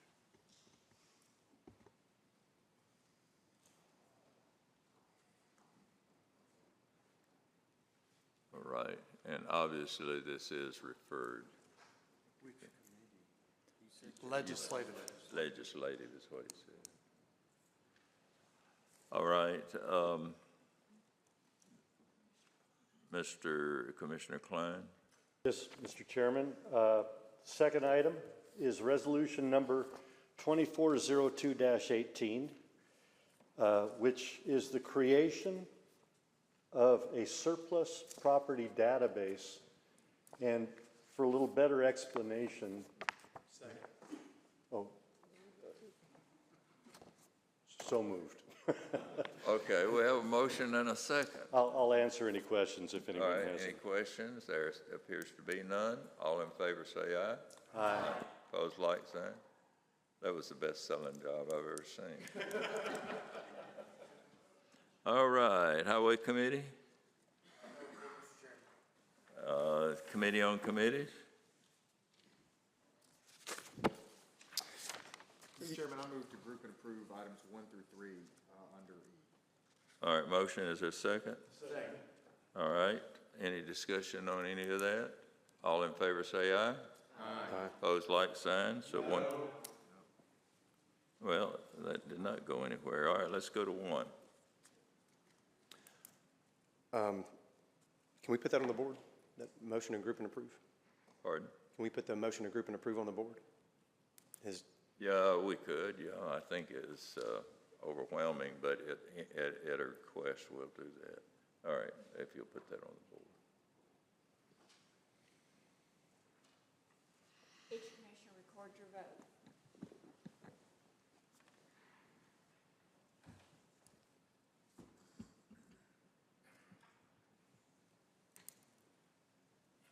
That passes 13 to 8.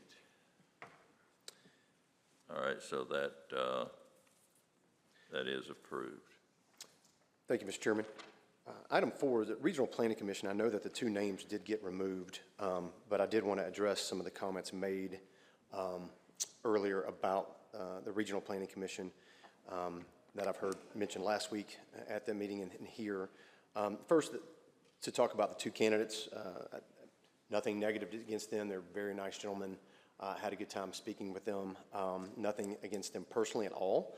Unfortunately, it was put in a very disparaging manner from the county mayor, but this was nothing personal. But as I wanted to explain, I guess, what my constituents have shared with me about their desires on how I vote on the Planning Commission members. And citizens are very concerned throughout the county, and they have been, on people being appointed to planning commissions, whether it's the city or the county, who are in any way connected to or profit from construction industry development and services that are part of the construction industry, real estate, mortgage lending, any kind of service business there. They just feel it's a conflict of interest. I know there is a lady in White House who talks about things on a newsletter that is a friend of a commissioner, and she has definitely put things out there. Give an example in White House how their board of mayor and aldermen was turned over because the citizens were tired of having developers and planners and real estate agents on the board and rubber stamping and approving all of these high-density developments that are causing the growth problems we have. And citizens have unequivocally talked about that throughout the county, and that's all I've ever heard about. And so my vote on that was a no or a negative recommendation to committee because of the perceived conflict of interest. And, you know, again, nothing disparaging of remarks of the gentleman, very fine gentleman, very respectful conversations. Didn't agree with him on a lot of things that we talked about, but it was what it was. But, you know, in asking what the citizens want to put forward, I'll just say I wish the county mayor was here. I understand it's dealing with an emergency and a crisis, but I know that he has put forward a citizen that we approved in December that was not affiliated with the development or construction industry. And so this is not some personal objection to anybody that the county mayor puts forward. And I know that there have been two other citizens that are friends with the county mayor. One is Ms. Bagert, who has actually submitted her interest letter to the county mayor, and you know, she was somebody who's not connected to the development industry. Ronald Strahl, a friend of the mayor's, has submitted his resume as well to the mayor and submitted it to the committee as somebody that is not connected to the development industry. And so when you're asking what people are looking for, it is that. But I mean, I will note that questions, you know, citizens have questioned the county mayor's appointment choices, considering when he was a county commissioner just for 2 years, he voted for a property tax increase of, that was almost 22%. And as prosperity assessor in 2005, he said he was against adequate facilities tax, which is the only mechanism to pay for old school debt because of growth, and he felt that should be stricken.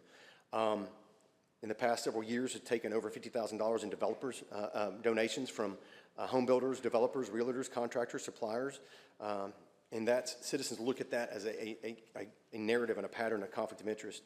And the county mayor was against impact fees when running for county mayor the last time, and even as a couple of years ago, as on some comments that he made to me on a public forum. And so citizens are questioning the choices being made and the connectivity between campaign contributions and actions taken by the county mayor previously that seem to be for taxation against any way to pay for growth outside of property taxes. And the citizens are tired of property taxes. They're tired of their property taxes being raised. And so what they've asked for is names to be put forward who are not connected to or do not have perceived or actual conflicts of interest in the home building industry with real estate or development or home building.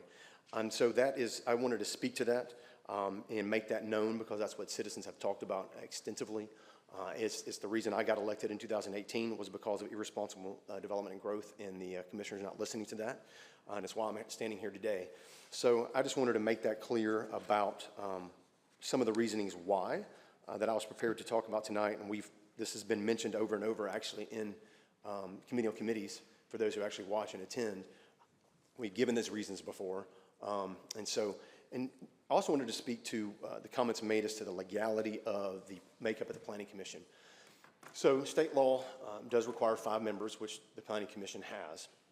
State law also does require that a majority of those planning commissioners are citizens versus commissioners, which we don't have.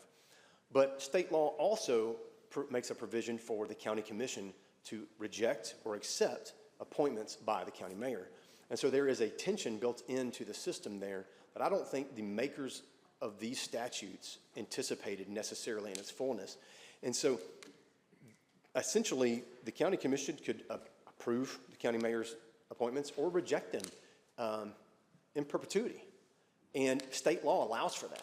It allows for that tension. So what we have is a legal quagmire, is that if the county mayor is not going to put forward citizens who aren't employed by the construction industry or benefit from it in some way through real estate or whatever, as the citizens are requesting, I'm requesting that, so then we might be at a stalemate. And it's up to this body to decide what they want to do. And it's up to you to listen to your constituents, but I'm pretty sure that most of the constituents that I've heard do not want people with a conflict of interest when it comes to development sitting on this board. Again, there's 2 names been put forward. They've been in the committee of committees packet because they emailed me as well in the committee, as well as Mayor Isabel. These are friends of the mayor's. One of us was a campaign contributor to the mayor, so I'm not holding that against her. So, we need to be careful in listening to our constituents from around the county and what they have problems with appointing people to boards and commissions who have conflicts of interest in the building industry, who are voting on things that could profit or benefit them and their families, and not benefit the taxpayers necessarily, who are bearing the burden of growth solely right now, as we know. So that is a big issue. So that is all I have right now, I guess, on that, Mr. Chairman, on the Regional Planning Commission. Just wanted to give that explanation. The next up is... Yes. All right. So thank you, Mr. Chairman. I just want to address a few things that I heard, and it was the conflict of interest within the real estate industry and as to being why people are not being... All right, let's have a motion to allow him to speak,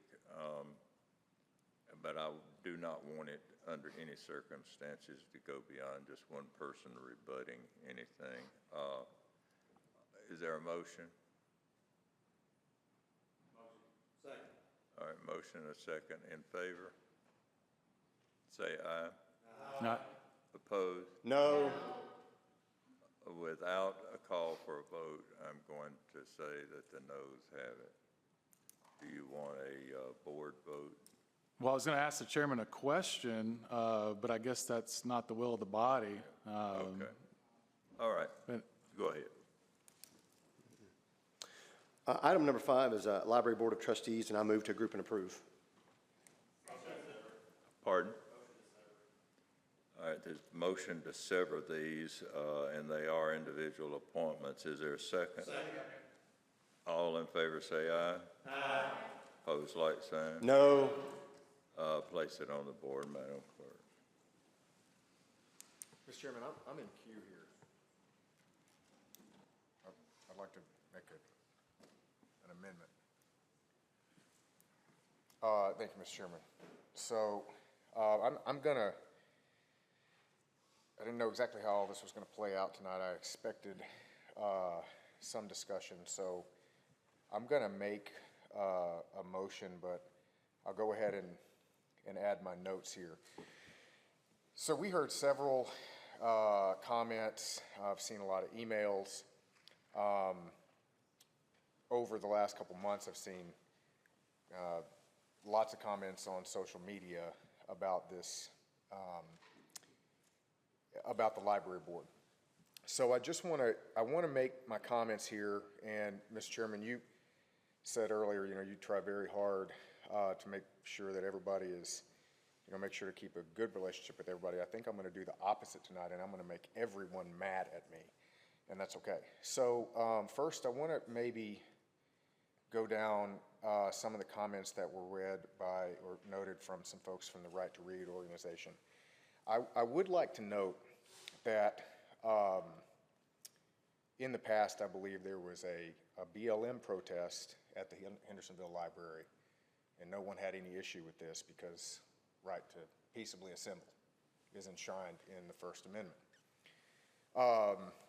However, the first I ever heard from the Right to Read organization was when Mr. Kirk Cameron tried to come speak and read a book at the library, and I've got the emails to back it up. Folks from the Right to Read organization were, I found somewhat ironically, attempting to prevent Mr. Cameron from reading at the library. And that is actually what led to the termination of that library director. And we can argue whether or not that was the right or wrong call, but I just wanted to note that if we believe that one group has a right, then another group has a right. So that is really where I fall on this in terms of principle. Somebody made the comment, extremist, fascist. I am a free speech extremist. I'll just say that. It's okay. That doesn't bother me to call myself that. I believe the First Amendment means what it says. With that said, there are different levels of what is acceptable depending on, there's a difference between banning a thing and curating. So no one has, to my knowledge, banned any book in Sumner County, either at the public library or at the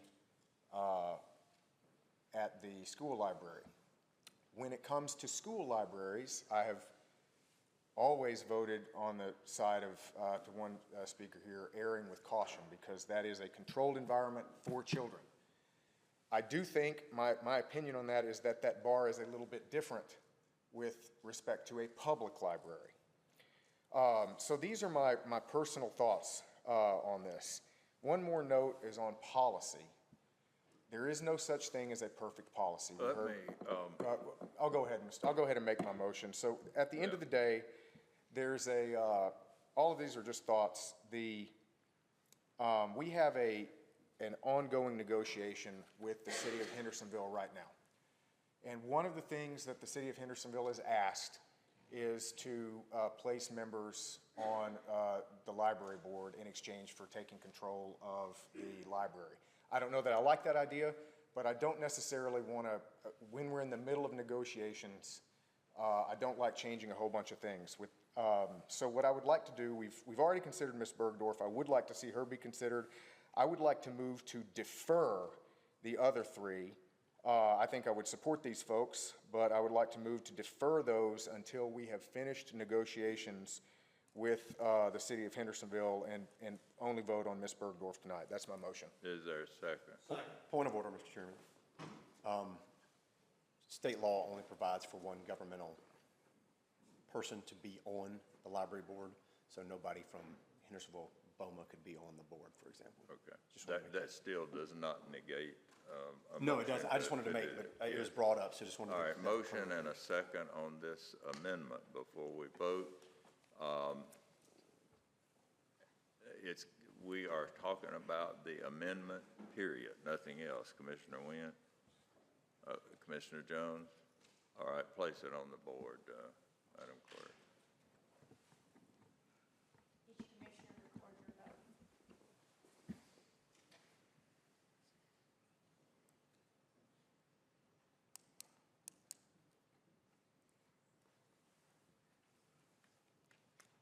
All right, with that vote, we will be voting on Commissioner Bergdorf only, is the way I understood your motion.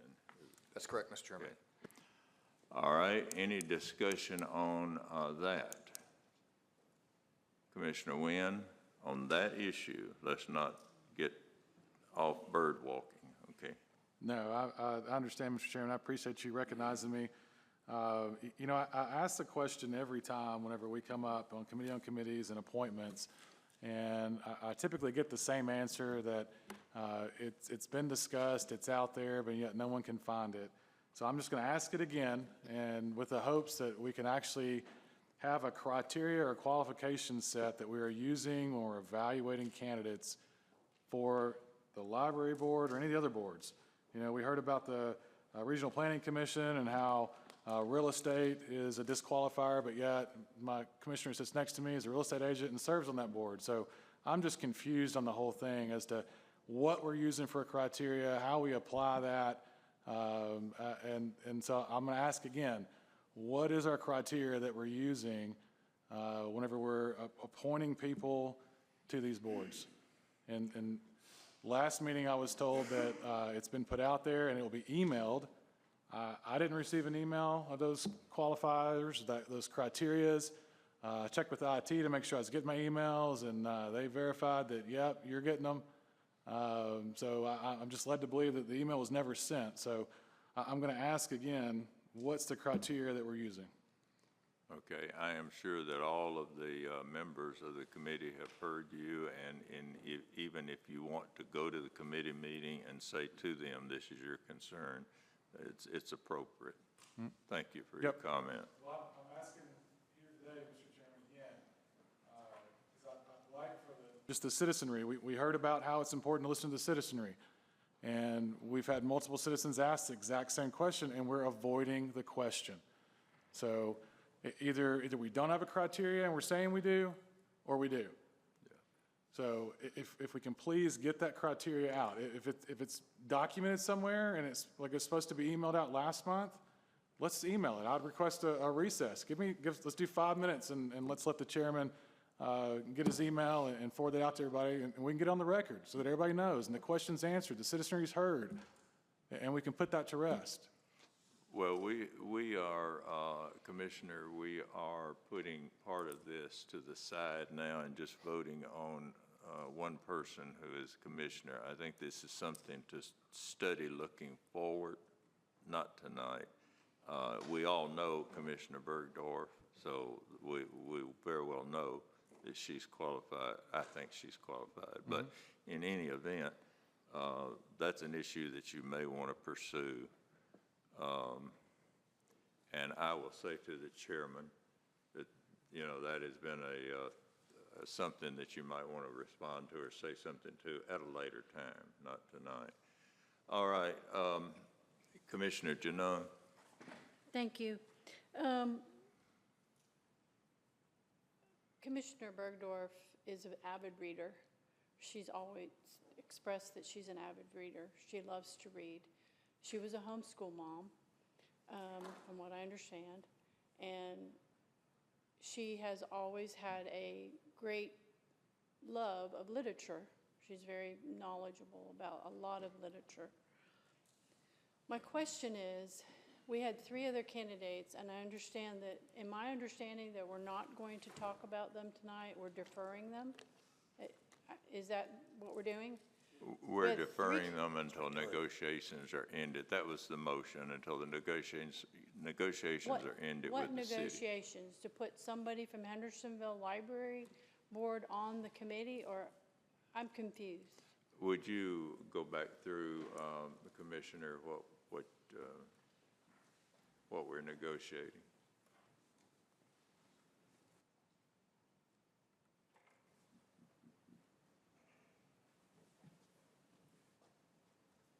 I'm just waiting on it. Thank you, Mr. Chairman. So during our legislative committee meeting our last legislative committee meeting, excuse me, we had a pretty extensive discussion on who owns the library.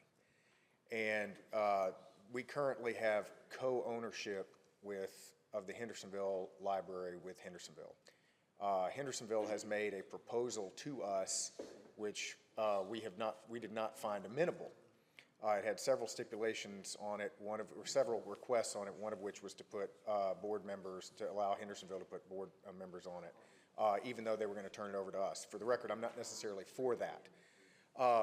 However, what the will of that committee was to have our county attorney continue to engage the attorney in Hendersonville with the intent to gain ownership of for the county to gain ownership of the library. So we would have sole ownership of it. And so what my amendment was to basically put all of these, except Ms. Bergdorf, who we considered a couple times, to go ahead and move forward with that one, but to put the others on hold until we determine how we're going to proceed with full ownership of the Hendersonville Library. So that's what we decided to do. And the reason for that was to give our attorney kind of maximum ability to negotiate on our behalf for that sole ownership of that piece of property, which would be financially beneficial to the county. So that's why that was why I made that motion. Point of All right, information. I have consulted with the attorneys, and I think we need to clarify that by a vote, we don't have to do anything else, is their opinion. By the vote we have taken, we are delaying 3 people, and we have appointed Commissioner Bergdorf to the library board. There's no other vote necessary for this. We haven't voted for her yet. My question is, there are 3 people that have been waiting to get approved to the library board. I have every one of their resumes. All of these have very, very good backgrounds, a variety of things that they've done. If you want to say that you can't be on the library board for, to Mr. Wynn's, I give him credit. He doesn't understand what's going on. But these folks, these were emailed. There are people in here who have great credentials. Are we going to say because someone homeschools, they're not appropriate? Well, that would negate Ms. Bergdorf. Are we going to say that because somebody, I don't get it. Because these people have great credentials. I mean, these people, one of them's in my district. I don't understand you guys thinking on this. And if Hendersonville wants to put somebody on here, how long is that going to take? Is it going to take months? I'm going to rule, Commissioner Janung, I understand your concerns, but that is no longer by the vote an issue at tonight's meeting. It's unfair. I'm just going to. So, okay. I have a point of information, clarification, Mr. Chairman. But my understanding of the legislative committee, it wasn't just to take on ownership of the Hendersonville Library. That was an option that they brought forward, and there was some definitely debate on that, but the motion was to have the county law director work with the Hendersonville city attorney, to my recollection, to go through the options of modifying and clarifying the duties and responsibilities so that stuff doesn't break and fall through the crack like it has. I understand. So it's not just to give us take it on. Wait just a minute. I understand that, but the same with Commissioner Janung. It is no longer an issue because we voted. No, I just wanted to address what was said. All right, let's move along.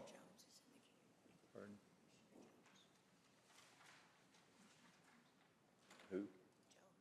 Commissioner Jones. Now, this has to be pertinent. Yes, Mr. Chairman. This is about the vote that we're getting ready to take.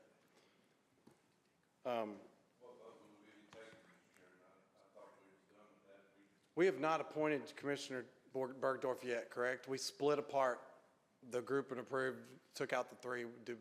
Have we already approved Commissioner Bergdorf? The attorney is of the opinion that we have.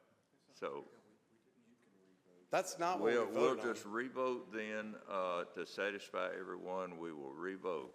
Well, I disagree with you. I think the maker of the motion made it clear to separate and to appoint Commissioner Bergdorf. I'm no lawyer, but I think we would have to have a motion to reconsider before we could go back and take the vote of what we've already done. But All right, if everyone will sit tight just a second, I will once again, now the attorney has affirmed to me once that we have done the voting, but we will consult and see. I thought it was just sever.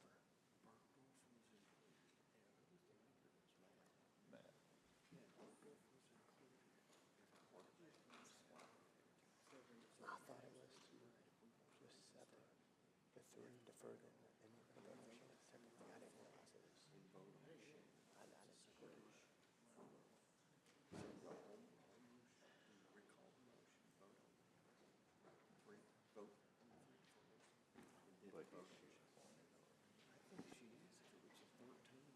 disagree.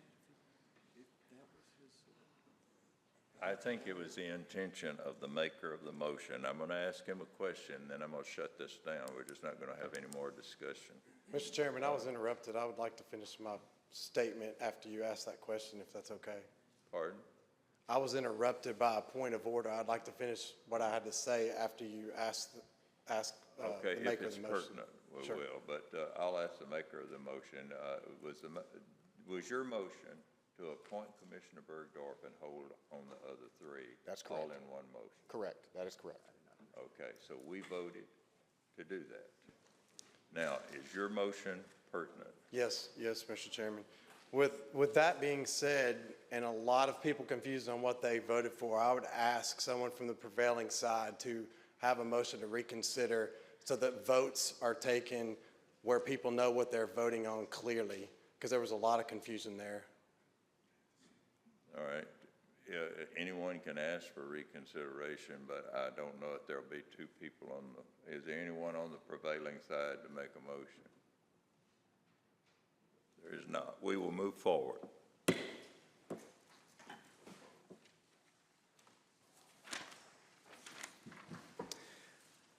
Legislative Committee, just Resolution 2402-20 is a docket information concerning county clerk personnel policy, and I so move. Second. All right, motion and a second. All in favor, say aye. Aye. Opposed, like sign. All right,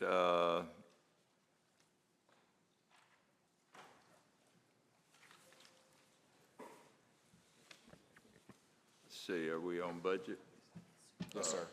Okay, budget. Thank you, Mr. Chairman. Commissioner Schoaf. Thank you, Mr. Chairman. I would like to move item number 2402-21 to approve unappropriation of ARPA funds in the county general fund. I so move. Motion and a second. Any discussion? Commissioner Rogers? thank you, Mr. Chairman. I watched Budget Committee, and I'm not sure that I understand the intent here of what we're doing. I'm afraid if we move these funds to the general fund, we're going to sell our citizens short in White House. They're not going to have an EMS station, or run the possibility of not having an EMS station. Same with our citizens in Westmoreland. Unfortunately, we already see what a turmoil just south of there it can get into when we have change and an unknown change of what's occurring. So I think it would be definitely not beneficial for our growth. You know, we hear that all the time, that we like to prepare for growth and make sure we have our infrastructure in place. I think this goes opposite of what we're trying to do, or what we say we're trying to do. So I would be opposed to this and ask that it stay encumbered as EMS stations in Westmoreland and White House. I think I could explain to you what we were attempting to do with this, but I will let the chairman better. Yes, Mr. Chairman. So the simplest way to describe this is we went down a list of all of the ARPA appropriations that we currently have outlaid. And for those which did not have any existing POs, we took those funds and we were moving to unappropriate those and basically put them into our general fund. And so in so doing, we are unlocking ourselves from the timeline stipulations on the ARPA funds. So that is the intent of it. I hope that answers the question. I think it would better explain it. This is not necessarily putting any project in peril. That's correct. It's a matter of moving the money to protect our That's correct. It's about ability timelines. to access the ARPA funds. Okay, Commissioner Rogers. Yes, thank you, Mr. Chairman. So if I understand right, and I'm, again, not trying to argue on the floor, I literally don't know. But if we move this to the general fund, it removes the federal strings, I guess, that's tied to it because of ARPA funds? What it does is it allows us to, Mr. Chairman, may I respond? Sorry, Yes. I should have directed toward the chair. I'm sorry, Matt. Commissioner Shove. Who knows? Who knows what we are? The way to understand this is that we're spending the funds. We have to have these funds appropriated by the end of this year. And we're appropriating them to our general fund. I see. We're not, that's the simplest way to understand it. That does not mean we're canceling any project, doing anything like that. I think there was some, to be fair, there was some debate. I think for a couple of these, I did vote a little bit differently. But, I mean, at the end of the day, you asked about the intent. The intent is to appropriate these to our general fund. That is the intent. Commissioner Schmidt.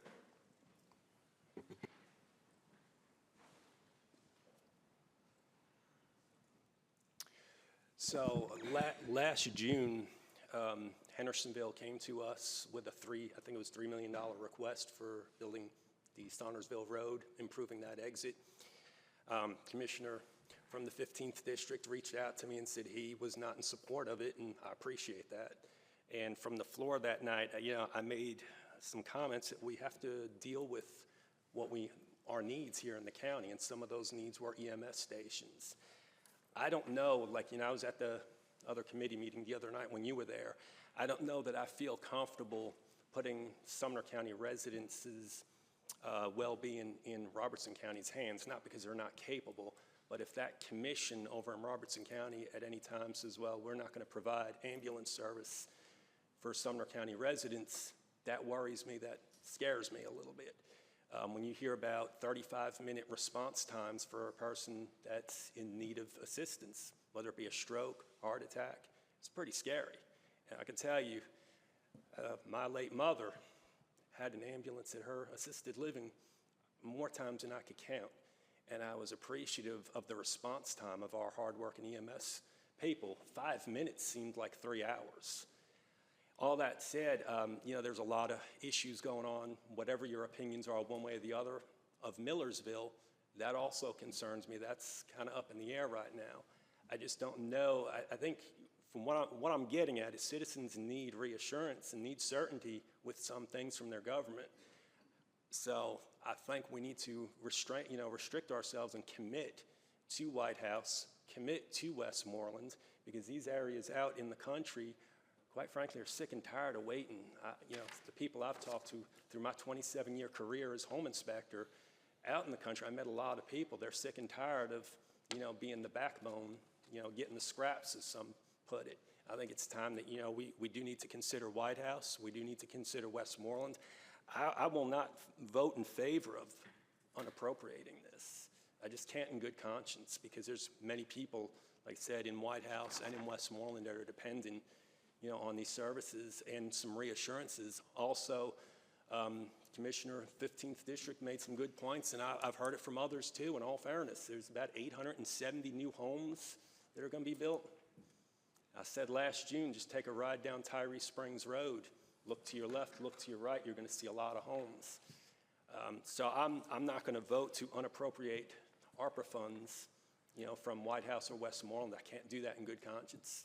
Not when it's a matter of safety and a matter of senior citizens, too. I don't know how many assisted livings are up in White House. I saw 1 or 2, but I couldn't verify. I tried to reach out to them to see if it was Robertson or Sumner. It's really neither here nor there. I mean, if there's a senior citizen in need, and if it's in Sumner County, I want to know that we have a plan. Other things was ambulances. We can't just go drive down to Rivergate and to the Chevy dealership and say, oh, I want this and this for an ambulance. there's about a 1.5 to 2 year turnaround to get an ambulance. So, I mean, all this tells the citizens we're going to plan by committing to the citizens tonight for White House and Westmoreland. We're committed to, you know, taking that money and restricting it for these purposes. So I'm not comfortable doing that. Well, I think, I truly think that we are missing the target here of what we're saying. As I understand it, it's not a particular project. It's the protection of the money for all projects. You understand? The federal government is going to recall these ARPA funds in the very near future. And if we don't protect them by moving this money and taking it out of this source, we may lose federal money and there will be no projects taking place. So it's. Can I ask a question of legal, Mr. Chairman, before we vote on this? Yes, I'll. Could we? Hold on, Don. Hey, Don, wait for your light, please.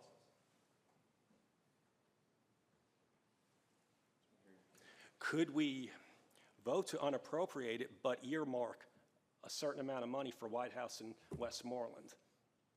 I mean, so we could remove it from ARPA, but with some kind of language. I'm not a lawyer, so excuse me but could we have some kind of language in there, you know, with unappropriating it, but committing part of that to Westmoreland and White House tonight? Because the citizens, look, they need some certainty. They need some reassurances. I'm just not comfortable, you know, I get what you're saying, that we got to, you know, protect those funds, but I also want to protect the citizens so they can go to bed at night, you know, at night and know that something is in the works for an EMS station in White House and Westmoreland. So what I'm looking to see is can we do this but set X amount of dollars for White House and Westmoreland?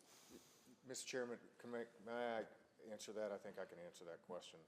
Well, I think we'll ask legal and then let you respond. Go ahead. I'm not the finance guy, so I'm telling you what I know from a legal standpoint. Basically, you're doing the same. Oh, sorry about that. Either it's tagged or it's not tagged. You can't have it both ways, so that's what you're boiling it down to. And the ARPA funds maintain.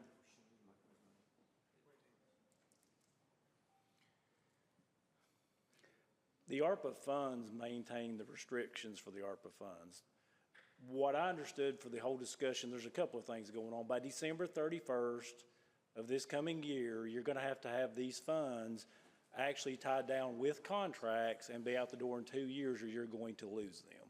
So the discussion came about that me, your mayor, Ms. Norfleet, and Ms. Boyd are going to meet with the consultants to figure out what these funds can be spent on. The discussion was, do you want to try to spend them on shorter-term things such as ambulances and police cars, and then take money that you have in your capital project fund, several $1 million, and potentially do the ambulances out of the capital because you have a longer time to look at them? That was the whole discussion, to try to switch the funds around, so the only way you're going to be able to look at that is by unappropriating these and determine if you want to appropriate them out of capital or move them back into this and try to speed the projects along. Right now, there's question whether you're going to be able to get these projects done within the allotted time. So that was the whole intent, and that was Ms. Boyd's resolution, but I think that was her intent when I talked to her today. Mr. Chairman, I hesitate to do this, but I'd like to make an amendment that I think will solve this problem. And make all right, anything. So I would move to amend this motion, which is my own motion here, to simultaneously unappropriate these funds from ARPA and appropriate $2 million from the general fund toward our EMS facilities, toward the build of these EMS buildings. So, where would come from? Probably local capital. So that's what I would do. It protects these funds and still gives the citizens. That would have to go to budget first, the legal says. I can make I thought, Mr. Chairman, you once said that this body could sell this building if we wanted to. Well, it can, but let's not do it tonight. I mean, I made the motion. If it doesn't get a second, I'm fine with it. I'll second it. All right, we have a motion and a second. All right, we have a motion and a second. Okay. Any discussion about this particular issue? All right.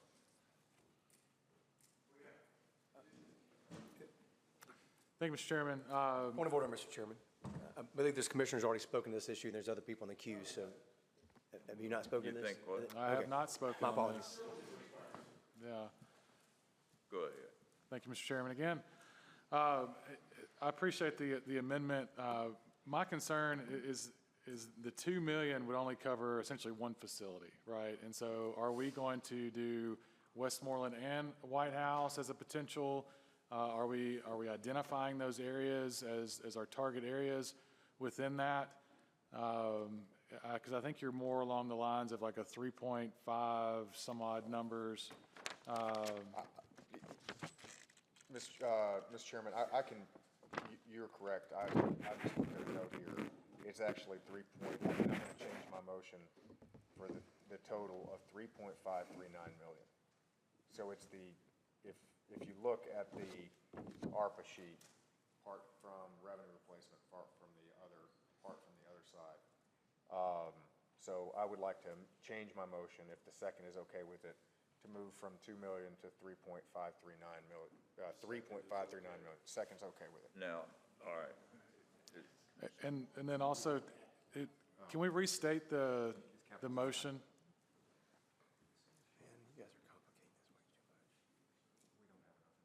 The motion or the Amendment, I'm sorry. amendment? Yes, sir. Commissioner Show, restate your Mr. Chairman, so I'm learning of just, we may not have the ability to do that. I'm going to make this back to the 2 million, and we'll take the rest. We'll look at the rest, making up the rest in budget. I'm going to go back to the 2 million, just because that way I know we have it covered. Are you good with? I'm good with it. Okay. Okay. Now, are there any other questions, Commissioner Boyd? Commissioner Boyd?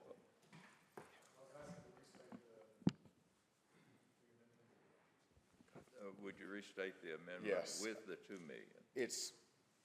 So the amendment is to unappropriate the funds from ARPA as the original motion, and to simultaneously appropriate 2 million from capital projects toward the initiation of both the Westmoreland and the White House facilities. All right, Commissioner Boyd.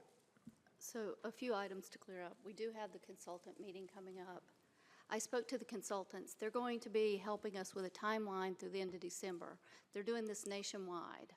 So they are going to look at our ARPA money and see if we do have the timeline to spend it. And we're going to look at what we can get.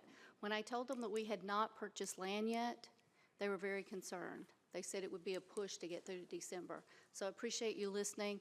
I spoke to this matter with CTAS. They said this is what they originally intended, was for that money to get spent soon for our needs. Regarding the $2 million for the station, we have a station at Westmoreland now, so those people have a station. But are we talking about a station where we need to staff it? Are we going to build a new station at White House that we're talking about fully staffing? Are we talking about a station at Westmoreland that we already have staffing?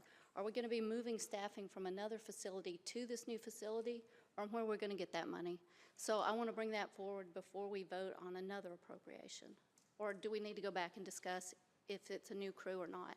I know the mayor, if he was here, he could speak to it. He said we couldn't pick up that Goodlettsville free station that they offered us because we couldn't afford to staff it.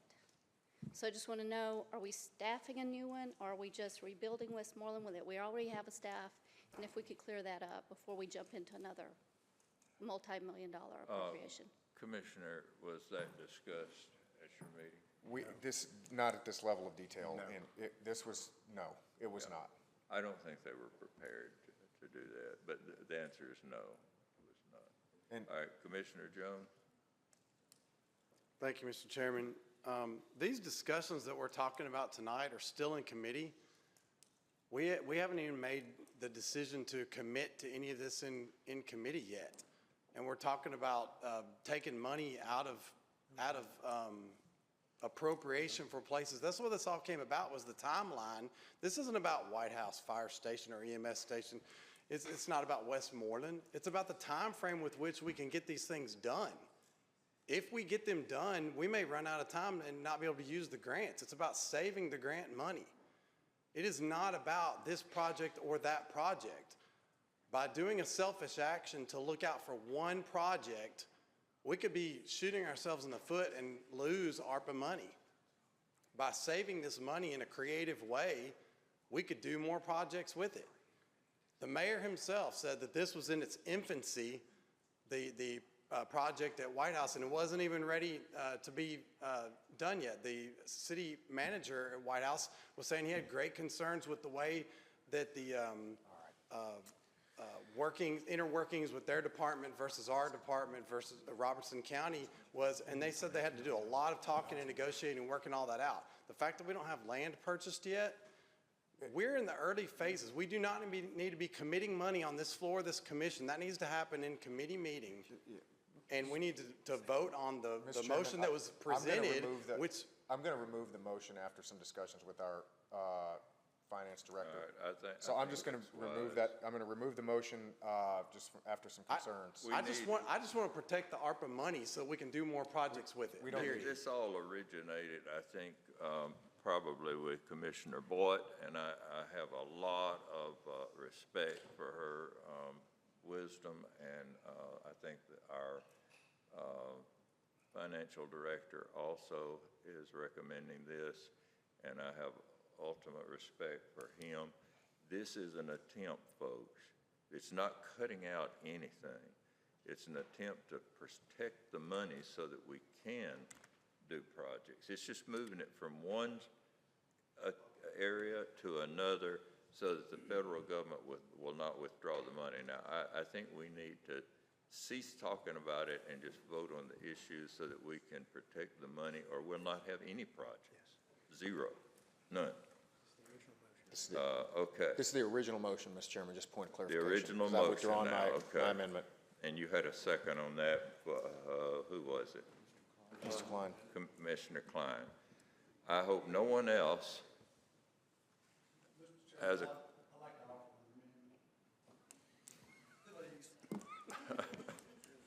All right, go ahead. And I don't know if we can do this or not, Attorney.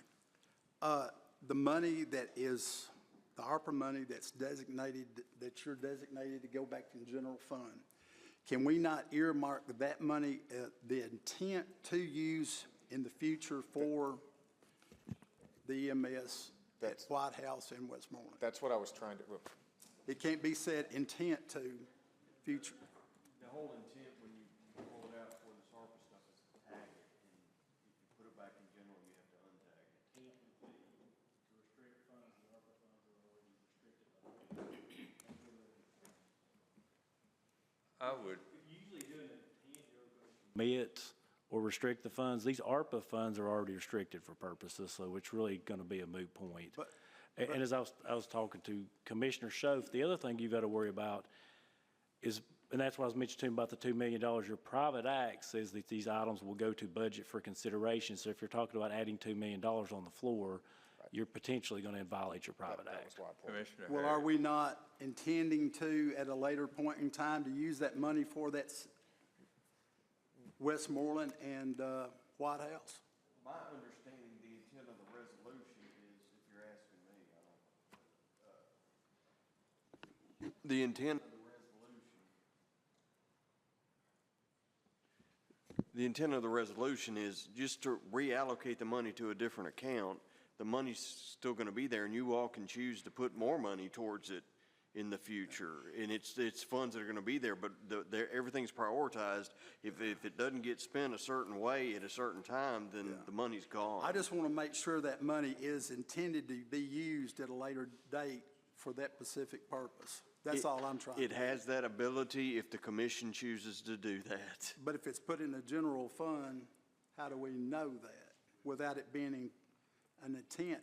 Because to get it out, somebody will have to attempt to appropriate it. Commissioner Harris. That's a misnomer. It's not. All right, I hope Commissioner Wynn, is this in regard to this motion? Here's what. Okay, go ahead. When I talked to Ms. Boyd, here's a couple of things. The ARPA funds, if you unappropriate them, are still going to have all the restrictions. The discussion was you have a very finite time frame to spend for these large items. For instance, this past year on patrol cars and ambulances, you spent about $1.4 million. So the question came up, may it be more prudent for the ones you're allowed to buy patrol cars and ambulances out of the ARPA, and the money you're going to spend on patrol cars and ambulances build these longer-term buildings? That's the whole discussion, and that was the intent, to unappropriate it, to look at it this week, and then bring it back to the Budget Committee to recommend how and where to appropriate these projects and potentially other projects to get these on down the road. But that was the whole thing that brought it up. Ms. Boyd had a very valid concern that your timetable is running out very quickly. And I know that we have two people, now we have three people in the queue, but look, this was all generated innocently. It was not intended to hide anything as far as expenditures on projects. The federal government is going to take this money, and we're going to be without any money to spend on any projects unless we do this. We want to protect projects, I know we do, but if the federal government withdraws their money, we won't have anything. So the best way to protect it now is to spend the ARPA money on things that would normally be spent out of general fund, and then have the money for those what were ARPA projects in the general fund, and we save the money. It's just that simple. There's nothing complicated about it, folks. And Commissioner Harris, as your former principal, I would not lie to you. This is no shady deal. We're going to lose this money if we don't do something quickly. Not that long. All right. Okay. Please, people. Commissioner Wynn, go ahead. Thank you, Mr. Chairman. Unappropriating these funds is a concern for myself. I think Commissioner Moss has the same concern in that, not necessarily the timeline per se, but it's just the point of order, Mr. Chairman. I've got commissioners here talking out of order, saying things. Okay, let's give the commissioner the floor. Yeah. So, Mr. Chairman, the concern is that these projects will get lost in the fray and not acted upon. There's great needs in the northern part of the county, in the more rural areas, that it's going to take time to get things done. I spoke at the Health Emergency Services meeting, talked about the growth specific to White House, also to the lead times on ambulances, as well as constructions of buildings. One thing I do want to add some clarity to is as far as like the land not being purchased, we've already got land has already been identified, at least for the White House station, and it's already owned by the school board. My understanding is that the school is willing to give that back to the county to have a location for an EMS station within the city of White House. And we're not just talking about the city of White House. We're talking about portions of Cottontown that are underserved when it comes to ambulatory service. So these are just concerns of the citizens of White House, and I understand what's being asked and the concern about potentially losing funding, but I know we've talked about this, and this has sat in general operations for over a year. And why are we now suddenly concerned about the time frame? In my opinion, I think in the opinion of my constituents, there's no intention to act on this because we haven't. It's just that simple. So I have major reservations about unencumbering these funds without commitments that this is going to be addressed by this body. So I would like to offer, I'd tell you what, I'd like to just to defer this 1 month. There's a committee meeting to look at ARPA funds. Let's hear their recommendations and come back. And I think that 1 month isn't going to change anything from the decision of this body and how those funds are spent. We're not going to spend them next month. I mean, we haven't been able to really buy anything or spend anything project-related in this commission in the 1.5 years we've been in here. So I think deferring this by 1 month would give time for the committees to meet, to discuss, and to actually come back with a plan and with solid recommendations on how the money should be spent. So a motion to defer, sir. Is there a second? Second. Who was the second? All right, a motion and a second to defer for a month. Now, before we vote, you know that if we're deferring this a month, this is putting all ARPA money in greater jeopardy, and I will not raise taxes to build anything. So, I mean, you know you're putting ARPA in jeopardy. Okay, Mr. Chairman, motion and a second. If I understand everything correctly, sir, we have to have projects identified, and we do not have any projects identified to spend the money. So whether we do it this month or next month, it's not going to make a difference. All right. Is there any discussion on this amendment? All right. It's this because I want to protect the funds, but I give you my word that during the next budget committee meeting, I will put as 2 separate line items, one motion for to appropriate funds for White House EMS, and a second one to appropriate funds from capital to Westmoreland. So I'm going to vote against it, but I'm giving you my word that's what I'm going to do during next budget. All right, motion only. Any discussion? We don't need to beat this horse anymore.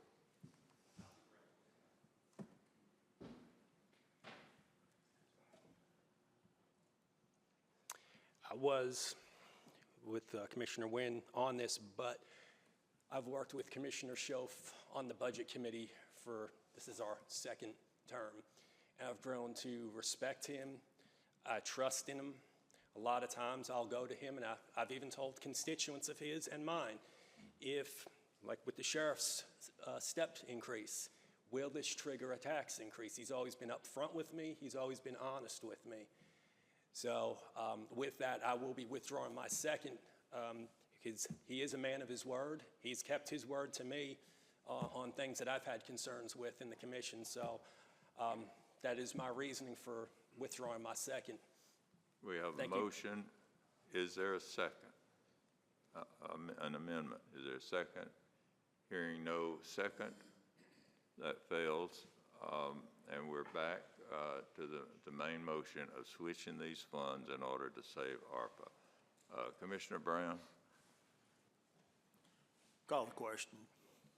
All right, question has been called. Second. All those in favor signify by saying aye. Aye. Opposed, like sign. All right, put it on the board.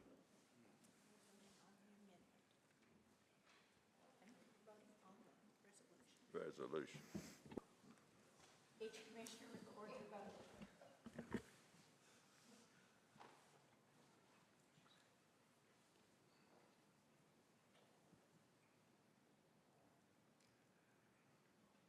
All right, that passes, and 16 to 5, okay? All right, move on. All righty. 2402-22, item number 2 under my agenda, repeal and rescind resolution 0704 relating to the adequate facilities tax. I so move. Second. Motion and a second. Notice. Was that, pardon? I just said I was second. Oh, okay. All in favor say aye. Aye. Opposed, like sign. Item number 2402-23, remove appropriation of $39,983 from a canceled PO from FY 2023 due to not meeting bid specs. I so move. All right, motion and a second. Any discussion? All in favor say aye. Aye. Opposed, like sign. Item number 2402-20. All right, motion and a second. Any discussion? All in favor signify by saying aye. Aye. 2402-25, approve one login software agreement for a new courthouse. I so move. Motion and a second. Any discussion? All in favor signify by saying aye. Aye. Opposed, like sign. 2402-26, approve Compass 24-month contract for the Election Commission. I so move. All right, motion and a second. Commissioner Harrison. Thank you, Mr. Chairman. I've never done this, but I would like to make a point of personal privilege. I'm concerned that this body went to court today to appeal the ruling of Chancellor Oliver that we were to work with the Election Commission to find a suitable location for them, and we were never notified. And this body never voted to appeal that ruling. I find that very troubling, very concerning. So, as a point of personal privilege, I would like my objection noted in the minutes. Thank you, Mr. Chairman. All right. All in favor signify by saying aye. Aye. Opposed, like sign. Item number 2402-27, approve black line agreement for 1 year for the Election Commission. I so move. Motion and a second. Seeing no one in the queue, all in favor signify by saying aye. Opposed, like sign. Okay, item number 8, I don't have a stamp on it for, this was added earlier. This is by Mr. Schmidt. This is appropriation for the Sheriff's Department for tactical equipment. There are 2 line items here encompassed within. You're going to have to do a little bit of math. It's appropriation of $310,650.86 for tactical vests, and then $57,543 for tasers. I so move. All right, motion and a second. Commissioner Boyd. So I know we've had a lot of promises about ARPA and this and that. We had the meeting Thursday with the consultant.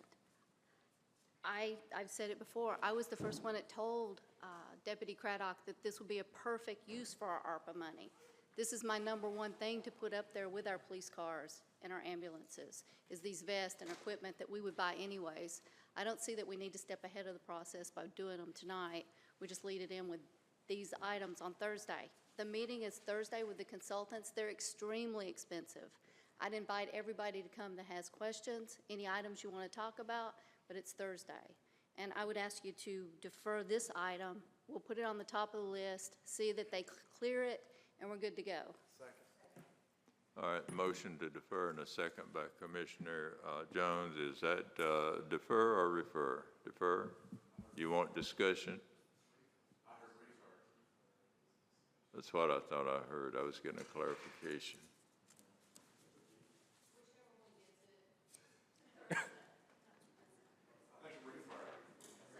All right. Is a second okay with refer? All right. That's no discussion, and we'll post it on the board.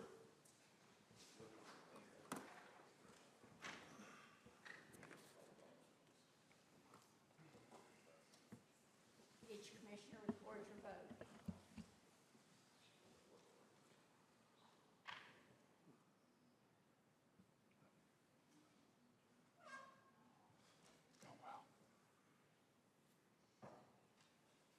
That requires 2/3.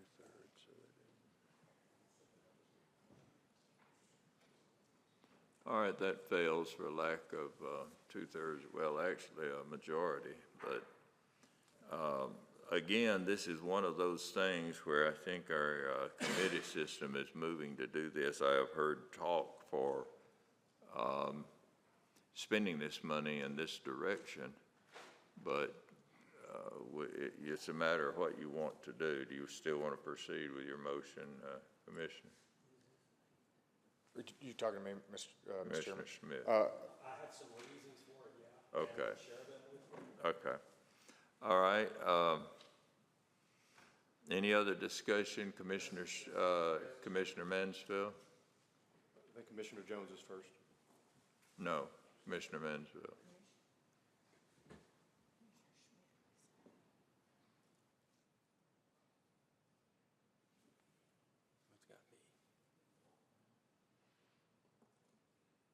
I'm making a motion to defer.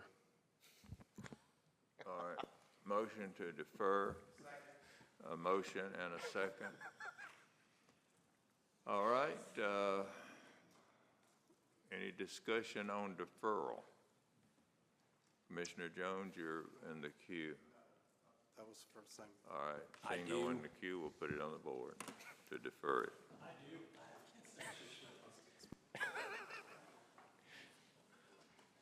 I'll sit down for this. My concerns with this is Chief Craddock, has been, working on this with the outer load-bearing vests since he's been chief. And a number of the officers have been, upset, I wouldn't say upset, but, this would greatly improve their work. So I'm not sure why we're deferring something that they've been asking for several months, even the taser equipment upgrades. I mean, this to me, you see with the load-bearing vests, I mean, it's going to be a 6-week turnaround. This is something, this is safety equipment as far as I'm concerned. I've talked to a few reserves in the department that had extensive experience working in the field with deputies, and they're concerned too. And their expectation is that these men and women are going to have this equipment and not keep kicking the can down the road for their safety and for what they need to do the job. Okay, Commissioner Jones? Yeah, I just want to address my fellow commissioners' concerns. This will burn off some of this ARPA money, and like Commissioner Boyd said, she's already talked to Chief Craddock about this. The intent for this is to purchase all the things that you just mentioned. So this is a good way to burn off some of the ARPA money to free up money for the capital projects later on. This will satisfy both of his concerns if we vote for this. So motion to defer it back to where they can have this meeting to discuss it. All right. Commissioner Schmidt?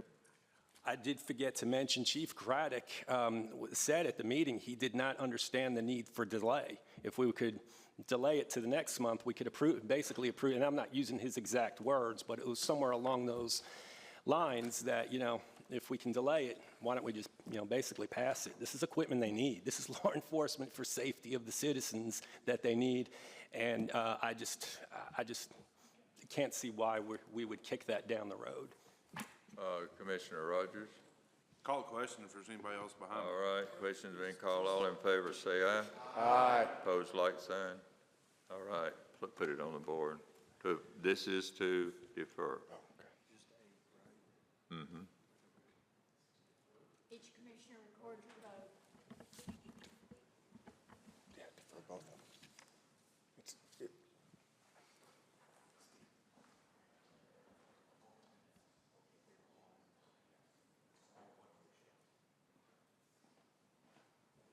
That received 12 votes.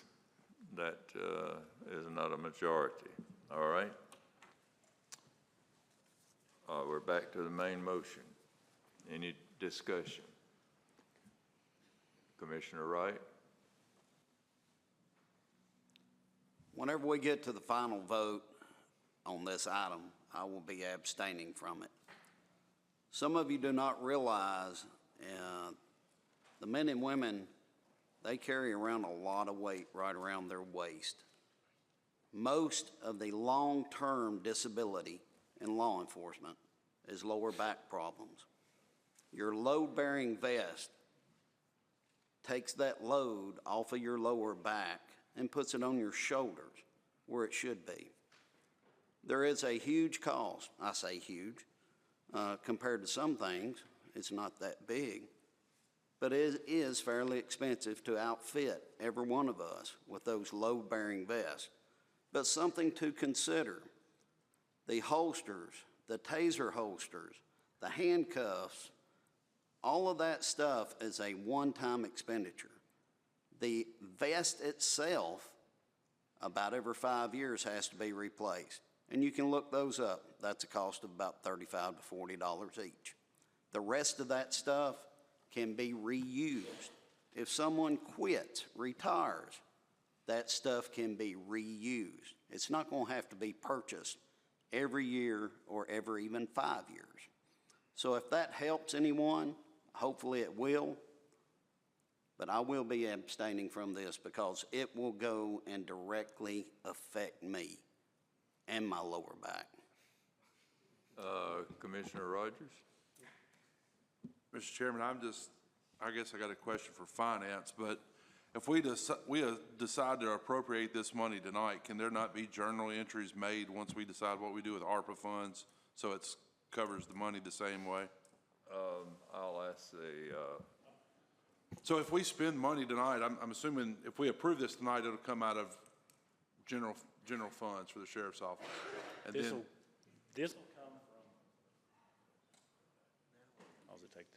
This'll come from the revenue replacement, or I think part of it may come from general, but it'll come from ARPA funds. This will come directly from ARPA funds, and it is a quicker expenditure, so. So it's ARPA now or ARPA later? It's the same pot? Yeah, this one's one that should come from ARPA because it can be quickly spent. Okay. Thank you. all right. Any other discussion? All right, we'll put it on the board. Mercifully, no. Record your vote.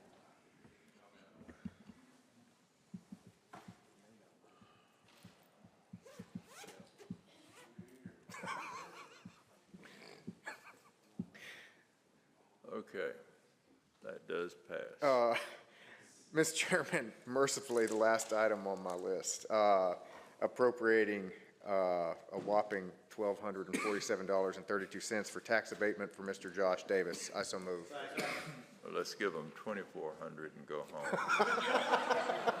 All right, all in favor, say aye. Aye. Opposed, like sign. One more motion. Motion to adjourn. Second.